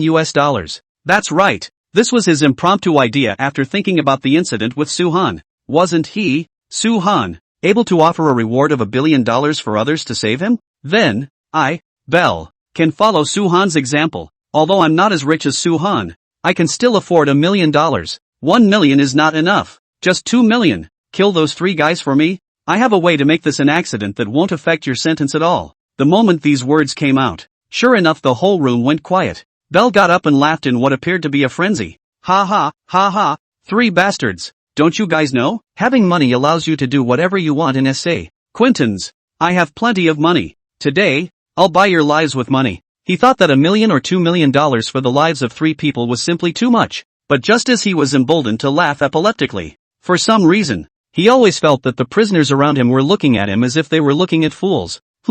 He sensed a hint of something wrong. But what exactly was wrong? He couldn't figure out at all. It must be because his wealth was too strong and shocked this group of bumpkins. Right? Ha. It felt so good to use money to buy your life in the light of day. He. I really have to thank Suhan. If it wasn't for that guy, I would have never thought that money could work so well in SA. Quintons. Belle was so epileptic that it seemed as if he was caught up in his own world. He didn't even see that right after he finished his sentence, there were people who couldn't help but snicker. In the eyes of that group of prisoners, he was too funny. Couldn't he have reacted by now? Who else but Suhan himself could have made it this far in St. Quentin? Not only did he thank Suhan, he wants to buy Suhan's 3 lives for $1 million? $1 million is not enough. Just $2 million. That's funny. Someone is really competing with Suhan in the first prison district of San Quentin? Anger. He must have been overwhelmed by anger. The group of onlookers were also counted on Belle for a moment, and they finally realized that the more angry they were, the more calm they had to be. And at this time, Suhan also finally slowly walked to a place that was 5 meters away from Belle. For some reason, Belle just raised his head towards Suhan and couldn't help but tremble, and even subconsciously took 2 steps backwards. Aura. How was this person's aura so powerful? Even just by looking at him, he would feel creeped out. It was also at this time that Suhan lit a cigarette and let out a light exhale. I heard that you want to thank me? I'm right here. How are you going to thank me? Catch-up reading is very important. All readers' big old man conditions allow. Must catch up reading. Anyway, members read books are free. Every one of your catch-up reading on the small author is very important. More important than life. So, kneel down and ask for a catch-up read. Also, monthly votes and recommendations are free data. So if you like the book you can throw one in. It's appreciated. The author is only asking for one to prove that there are still people reading. Grateful. Kneel down and thank you. Ors. 42. Hearing this, Bell completely froze. I'm right here. How are you going to thank me? Him. He was actually Su-han. Bell was dumbfounded. He now finally understood why those prisoners were looking at him with a look of pity. The original? He was going to use Su-han's methods to buy Su-han's life? This was also too ridiculous, wasn't it? Even he himself felt stupid. Plop. Bell also couldn't care about the pain coming from his ears, letting the blood flow horizontally dripping from his cheeks,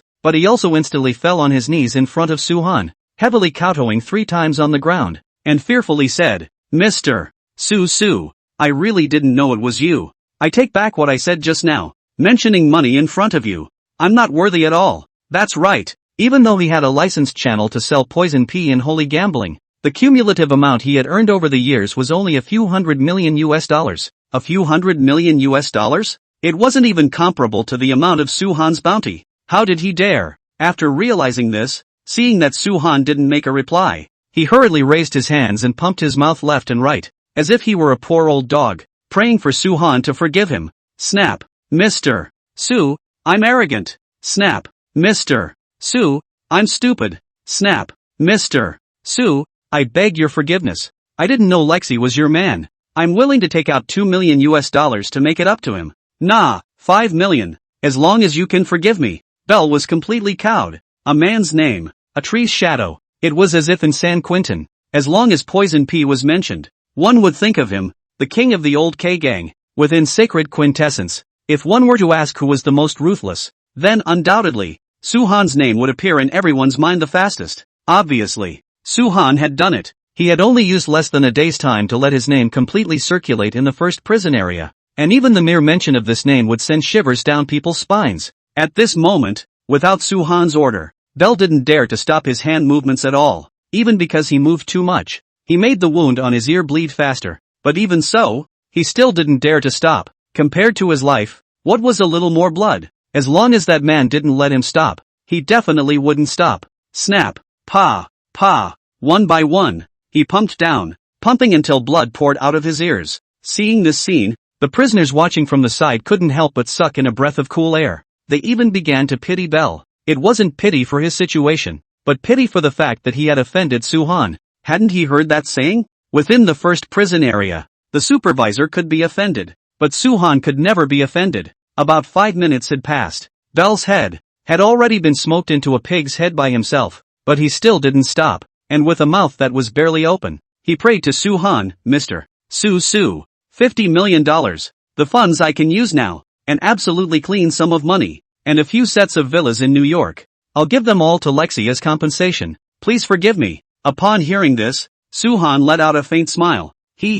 Money is really a good thing. Ha! You just beat him up and had one of his ears bitten off, yet you took out $50 million and a few sets of villas to even things out. What a great spirit! Hearing this, the crowd nodded as a matter of course. $50 million, plus a few sets of villas in New York. The total value was at the very least around $300 million. Even if Su-han was rich, he would still be moved by $300 million, right? But just as they were taking it for granted that Su-han was praising Bell, suddenly, Su-han's words changed and he gave Bell a meaningful look. However, as you said, this thing called money, I have plenty of it, and I really don't lack these 3 melons. Didn't you say just now that you would take $2 million to buy the lives of the 3 of us? Good. I'll follow your example with a wave. Right after his words fell. Sure enough, the eyes of the group of inmates who were watching onlookers glistened up. They all knew that Su-han was extremely generous, and it was rumored that being locked up in the confinement cell for a day due to him would result in a reward of $1 million.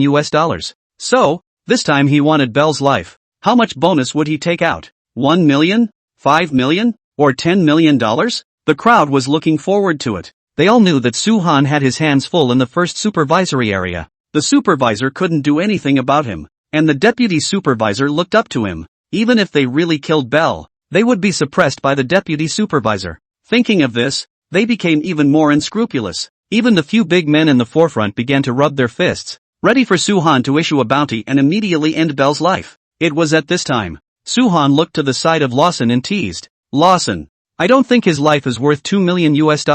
In this case, I'll give you $2. Are you willing to kill him? Lawson sniffed, and without saying anything more, leaning Lexi right back against the soccer stand. He stood up and walked slowly toward the kneeling Belle. Gladly at my master's service. It's just that I feel the master gave too much. His life is only worth $1 in my eyes. $1? The crowd of prisoners were beginning to somewhat disbelieve their ears. They hadn't heard it wrong, had they? A drug lord's life was worth $1? Suhan really didn't follow the rules. They could not guess Suhan more and more. When their gazes fell, Lawson was already less than 10 steps away from Belle. Belle was completely flustered. He was clear that the man in front of him would really take his life. Suddenly, with a glance of his afterglow, he saw that outside the barbed wire fence, the Vanchan prison guards he had already bribed were looking this way. Instantly, it was as if he had grabbed a lifesaver. He got up violently, waved his hand towards the Vancy prison guard, and yelled, "Officer Vancy, save me, I'm willing to give you everything I have."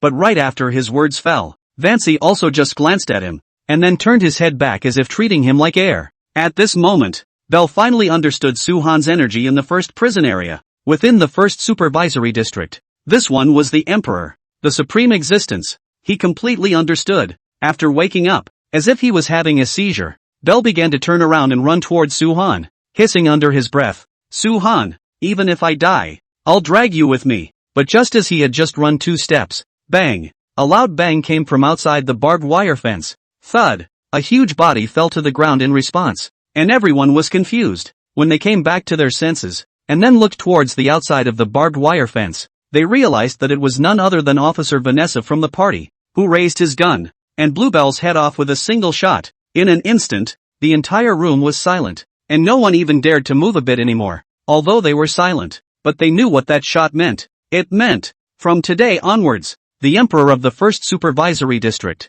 the one they've been talking about, is enthroned. 43. With Belle killed, all the prisoners were certain of one thing at this moment. From today onwards, one must not offend Suhan. Even a dog beside Suhan's side had a higher status than them in the first prison area. After today, it was feared that there would no longer be anyone within the entire first prison area who dared to provoke Suhan's absolute authority. Thinking back, Barton, Leo, Chris, Belle, and the 100 or so people who stood on Rio's side, they were the consequences of offending Suhan. As the saying goes, a man's name is a tree's shadow. Today, the name Suhan would be as if it was a devil's brand, completely welded in the heart of every prisoner in the first prison area. At this time, the crowd looked at the shooting Van West, as if nothing had happened. Van West saluted in Suhan's direction, then collected his gun and stood back at his post once again. Belle was dead, yet it was as if nothing had happened. Nope, it wasn't as if there was no movement at all. Drop, dropping, drop, with the sound of a gated sound. It was able to see that Junior Captain Mihair, who had just been hiding in the car, was leading a dozen or so live-fire prison guards, in formation, towards the direction where Suhan was. The prison guards still had absolute authority in the first prison area. What's more, they were also loaded with bullets. Of course, the exception was in front of Suhan. Seeing this, one by one, the prisoners hurriedly made a path, allowing Mikhail to lead a dozen of prison guards to Suhan's side. As soon as Mihair arrived, he immediately bowed towards Suhan and said with an apologetic face, "I'm very sorry, Mr. Su, it's my dereliction of duty to let your life and safety be threatened." Seeing this scene, the group of prisoners were completely shocked. A prison guard squad leader, such a humble attitude towards Suhan. Who the hell is a prison guard? Were they confused? However, they were about to become numb, as if anything that happened to Suhan wasn't strange. That's Suhan, the person who even dared to threaten the head of the prison ward. It was only natural that he was treated like this,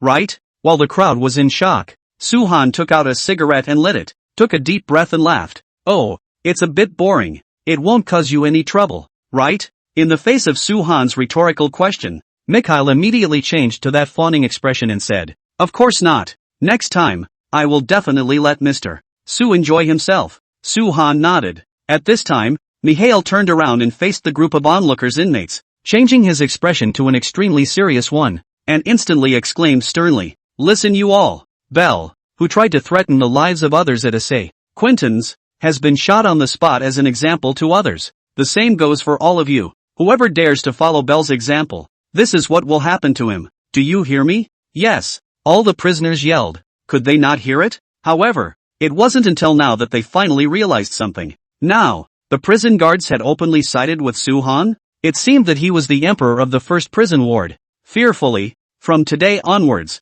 The status of the wardens in the first prison area was not as high as Suhan's. All the inmates were thinking hard, but they didn't dare to say anything more. Mihire also signaled his men to deal with Belle's body, and then sent Lexi to the prison hospital before returning to the release square again. And at this time, Suhan, as if nothing had happened in the square, was playing against a badminton champion who had entered prison for a hit and run. Seeing this scene, Mikhail was stunned. That was the Rice badminton national champion. And now, Suhan was actually able to fight him back and forth? Couldn't it be that Suhan was secretly still the badminton champion of the Dragon Country? Why is he so skeptical? Because badminton is a sport that is not as simple as it looks. It requires the mobilization of the whole body muscles to cooperate, and the requirements for physical fitness are extremely high. So, Suhan's physical quality, itself, had reached the level of an athlete champion? He did not dare to believe. Soon, that badminton champion was defeated. Suhan wiped his sweat with a towel, then lit a cigarette. You're pretty good. It's been a long time since anyone could fight me for so long. Not bad, not bad. You keep practicing. Although it's a bit difficult to surpass me, but a world championship is still simple. Lawson, remember this man. When I get out, I'm going to sponsor him to fight. Okay, master. For Suhan's request, Lawson was always obedient. And Mikhail was also used to Suhan waving his money around. He was somewhat convinced that Suhan might actually go out. Seeing Suhan stop, he also hurriedly greeted him and handed Suhan a bottle of water. Fawning, Mr. Su, dinner time is here. I will first pick you up for dinner, after which you can choose to go to the church to pray, or you can choose to go straight back to the jailhouse to rest. Upon hearing this, Suhan nodded and also then followed Mihire to the third cafeteria. Sure enough, Baldur's arrangements were always the best. Suhan had just arrived at the third cafeteria when a dozen of top chefs from various countries prepared a beautiful meal for him. Under the envious looks of all the prisoners, he and Lawson finished their meals one after another. Because there was really little interest in prayer, Mikhail was also at Suhan's request and directly sent him back to his prison cell. After conducting the handover, Neo brought Suhan and Lawson to the 1033 jailhouse, only to be able to clearly notice, in today's prison house, no matter in which aspect, the defense mechanism had been mentioned to a level. Even the iris system was turned on. After Neo put his eyes on the gate of the prison house, he pressed his fingerprints and swiped his card again, which opened the gate of the prison house. Mr. Su, please go in and rest. I'll be right outside. Call me anytime if anything happens. Suhan nodded and entered the prison house with Lawson. He could sense that Neo's words were especially few today. Even Lawson had noticed this and said with a frown, Master, I always feel that something big is going to happen today. Upon hearing this, Suhan was indifferent, lying on the bed indifferently. What big things can happen? Isn't it just that someone is going to act? Don't think about it. Weirdly tired. Let's rest for a while. Maybe, after this night, we'll go out? After saying that, Suhan no longer cared about Lawson and closed his eyes on his own. Lawson looked at Suhan's indifferent appearance and shook his head with a bitter smile. Now, he began to get curious. What exactly could be considered a big deal in Suhan's mind? Someone was about to make a move. Couldn't even bring up a bit of interest in him? Oh, he's really calm in the face of danger, isn't he? However, tonight, San Quentin prison should be bustling with activity, right? Lawson glanced at Suhan again and also laid down on the bed, starting to rest his eyes. About 2 hours later, although Lawson closed his eyes and rested his mind, he never fell asleep. Suddenly, he could clearly hear that Suhan's faint snoring had come to an abrupt end. Master? He called out tentatively. The next moment, Suhan stretched and sat up, sleepily asking, What time is it, Lawson? Lawson looked at the timer outside the iron door and then returned. It's 8 o'clock. Oh. Suhan just responded with a sound and then lay down again in response. It was 8 o'clock. It was nothing special in Suhan's eyes. Only, he simply didn't know. That much anticipated era of the great prison hijacking was about to begin. 44. Meanwhile, San Quentin prison, the large conference room. This conference room was extremely large and well equipped, with the huge command screen and conference table only taking up a third of the space. The rest of the space was occupied by a group of absolutely loyal prison cutting-edge technology personnel, operating various monitoring equipment. This place was also used as a temporary combat command center, since the warden was still mediating in the outside world. The one presiding over this meeting was Deputy Warden Jason. He sat on the main seat, controlling the whole situation. Sitting on both sides were the first prison area warden, Harmandi, and the second prison area warden, Bruce. As for the third supervisor's seat, there was only a specially deployed tablet, and he himself did not come inside the conference room. like the deputy supervisors of the 1st, 2nd, and 3rd supervisory districts were not qualified to come to this meeting at all. And the level of this meeting was also specially upgraded to a T0 level S+ combat meeting. The so-called T0 level meetings were all meeting levels that were rare in 100 years in San Quentin prison. And this time, S+ combat meeting, it was even more representative of its severity. In order to prevent the content of the meeting from leaking, everyone present had gone through a rigorous body search before entering it, and even eating, drinking, and pooping during the meeting had to be done in this conference room. At this moment, the large conference room was silent. In addition to the sound of various high-precision instruments adapting, everyone had fallen into silence. It was as if they were waiting for something. Not much time passed. Dropping, with the sound of a door closing, the 3 people seated at the conference table immediately stood up and looked towards the front door. At that moment, several figures walked in. When the people took their seats, Jason had already retreated from the main seat and sat in the original Hamandi's position, simply because his position had been replaced by the vice mayor of Sacred Capital. That's right, this T0 level S+ combat meeting was highly valued by the mayor, and even Russo, the deputy mayor specializing in law and order, was sent to personally participate in the meeting and was temporarily appointed as the chief commander of this meeting. After Russo took his seat, he signaled Jason and the others to take their seats, and then said to the crowd with a grim face, "Gentlemen, I'll make this short. This Suhan bounty of 1 billion incident is a matter of great importance, plus the clowns and monsters adding fuel to the fire, has pushed the heat of this matter to the peak. Even Mr. Governor has attached great importance to it. The clown monster pirates have already issued a prison hijacking announcement, which is provoking the majesty of the police force in the me state. Therefore, the mayor has sent me to personally serve as the chief commander of this battle. I hope that all of you will be 102% motivated, and absolutely not let those gutter rats have their way. After all, this is the first prison hijacking operation since Suhan's bounty, and it's bound to attract all the terrorists who are eager to observe. The first order I give is, this prison defense battle must not fail. Yes, Mr. Mayor." A dozen or so high-ranking people from all walks of life immediately rose up and shouted as they stood at attention. At this point, Russo continued solemnly, "Let me introduce you all below." Saying that, he began to point at the new ones that came in and introduced them one by one. This is Sacred Capital Police Chief George, who is conducting police deployment for this combat operation. This is FBI Agent Thornton, who was one step away from capturing the Joker monsters 10 years ago. This is Captain Ennio of the Sacred Capital National Guard, providing armed police deployment for this combat operation. This is JLF Special Forces Special Sniper Team Leader Hans. He will deploy the Special Sniper Team. Jason, I've done everything your warden got rid of me for, so here's you to announce the battle plan. That's right, the warden had been mediating with the outside world, desiring to seek out all the forces that could be deployed to complement his own plan of forming the perfect fortifications for a month-long defense of San Quentin, especially since this was the first time. There could be absolutely no room for error. As Jason could see, the warden had done his best to deploy an extremely powerful defense lineup. There was an entire prison guard force. There was the Sanctuary City Police Department. There was the Sundown National Guard. There is the JLF Special Forces Special Sniper Team. These 4 power additions alone had completely boosted San Quentin's defense mechanism by 500%. But now, it was possible to see a hint of loss in Jason's eyes. That's right, it was loss. Simply because he didn't see any representatives from the military region joining the meeting.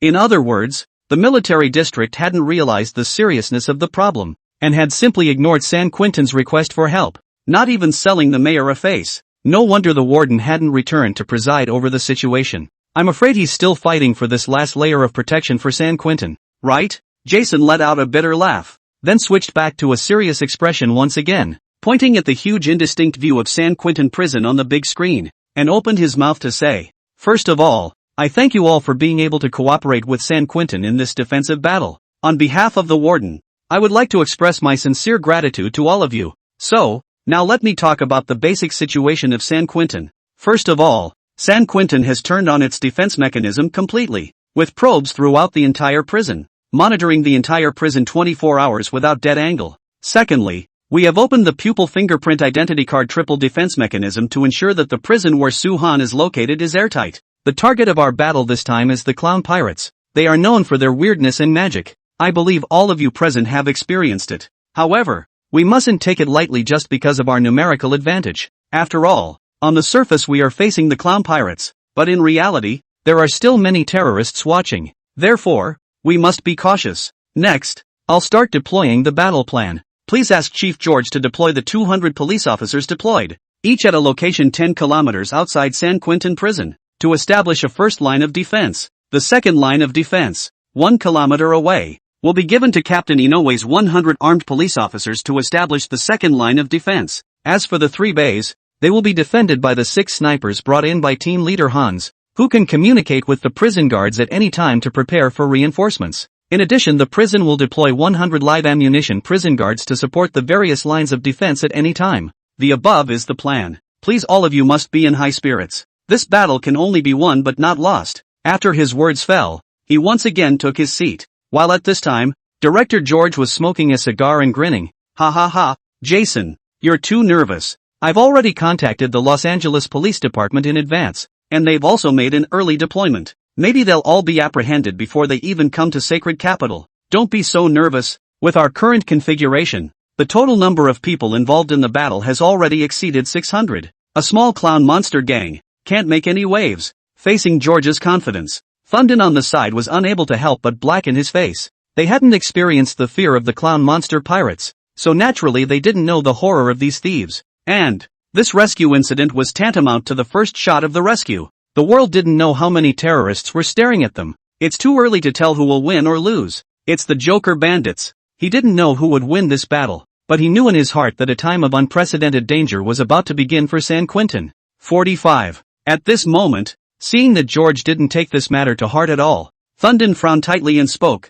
You guys don't think that the Clown Freak Band is a 4-man organization. They have a huge team behind them, and the 4 of them possess very strong abilities. Mind reading, disguise, escape, crack, and so on and so forth. Only you can't think of it. There's nothing they can't do. To put it without exaggeration, rather than saying they are like magicians, it's better to say they are like wizards. We must pay attention. That case from 10 years ago is still uncracked today, and now that they've been given another 10 years, this time, they might be even more powerful than last time. That's right. As a senior agent of the FBI, Thornton had crossed paths with the clown monsters 10 years ago. He didn't think that the clown monster gang was really that easy to deal with. At the very least, it was definitely not possible to deal with them by virtue of numerical superiority. Hearing this, George remained unimpressed as he took a puff of his cigar, his face full of disdain. Oh, just a bunch of thieves. You have to realize, Thornton, it's not 10 years ago anymore. With these highly sophisticated equipment now,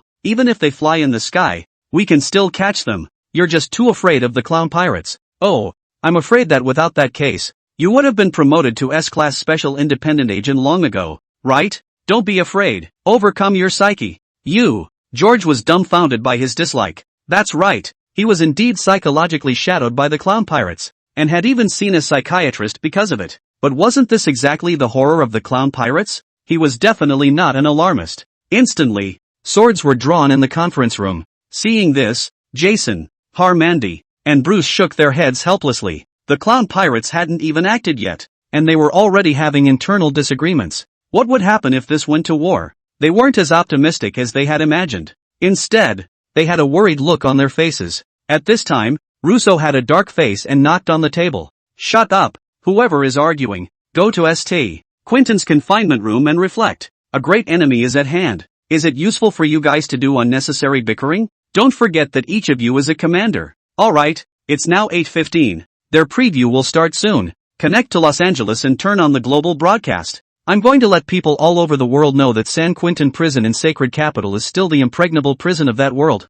As long as this prison is not blown up, no prisoner will ever escape from this prison. Yes, Mr. Mayor. Jason replied back and immediately signaled his subordinates in the rear to turn on a global live broadcast of San Quentin's outer defenses. The clown monster pirates were already arrogant enough to adopt the form of a global live broadcast for their prison hijacking. Then there was no need for them to hide it. This was a plan that they had discussed long ago on the last occasion. As long as someone dared to rob the prison, they were going to broadcast live in the form of a live broadcast to the prison defense line. They just want to show their wrists. Tell those terrorists who are preparing to rob the prison. St. Quentin was definitely not something they could come and go whenever they wanted. Deputy Warden, ready. 3, 2, 1. Live broadcast on. The time was set at 8:15. The live broadcast screen of the San Quentin prison's front line of defense opened, and completely began broadcasting live on the internet, TV stations, and other platforms. 15 minutes. There were still 15 minutes to go before the clown pirates would make their preparations.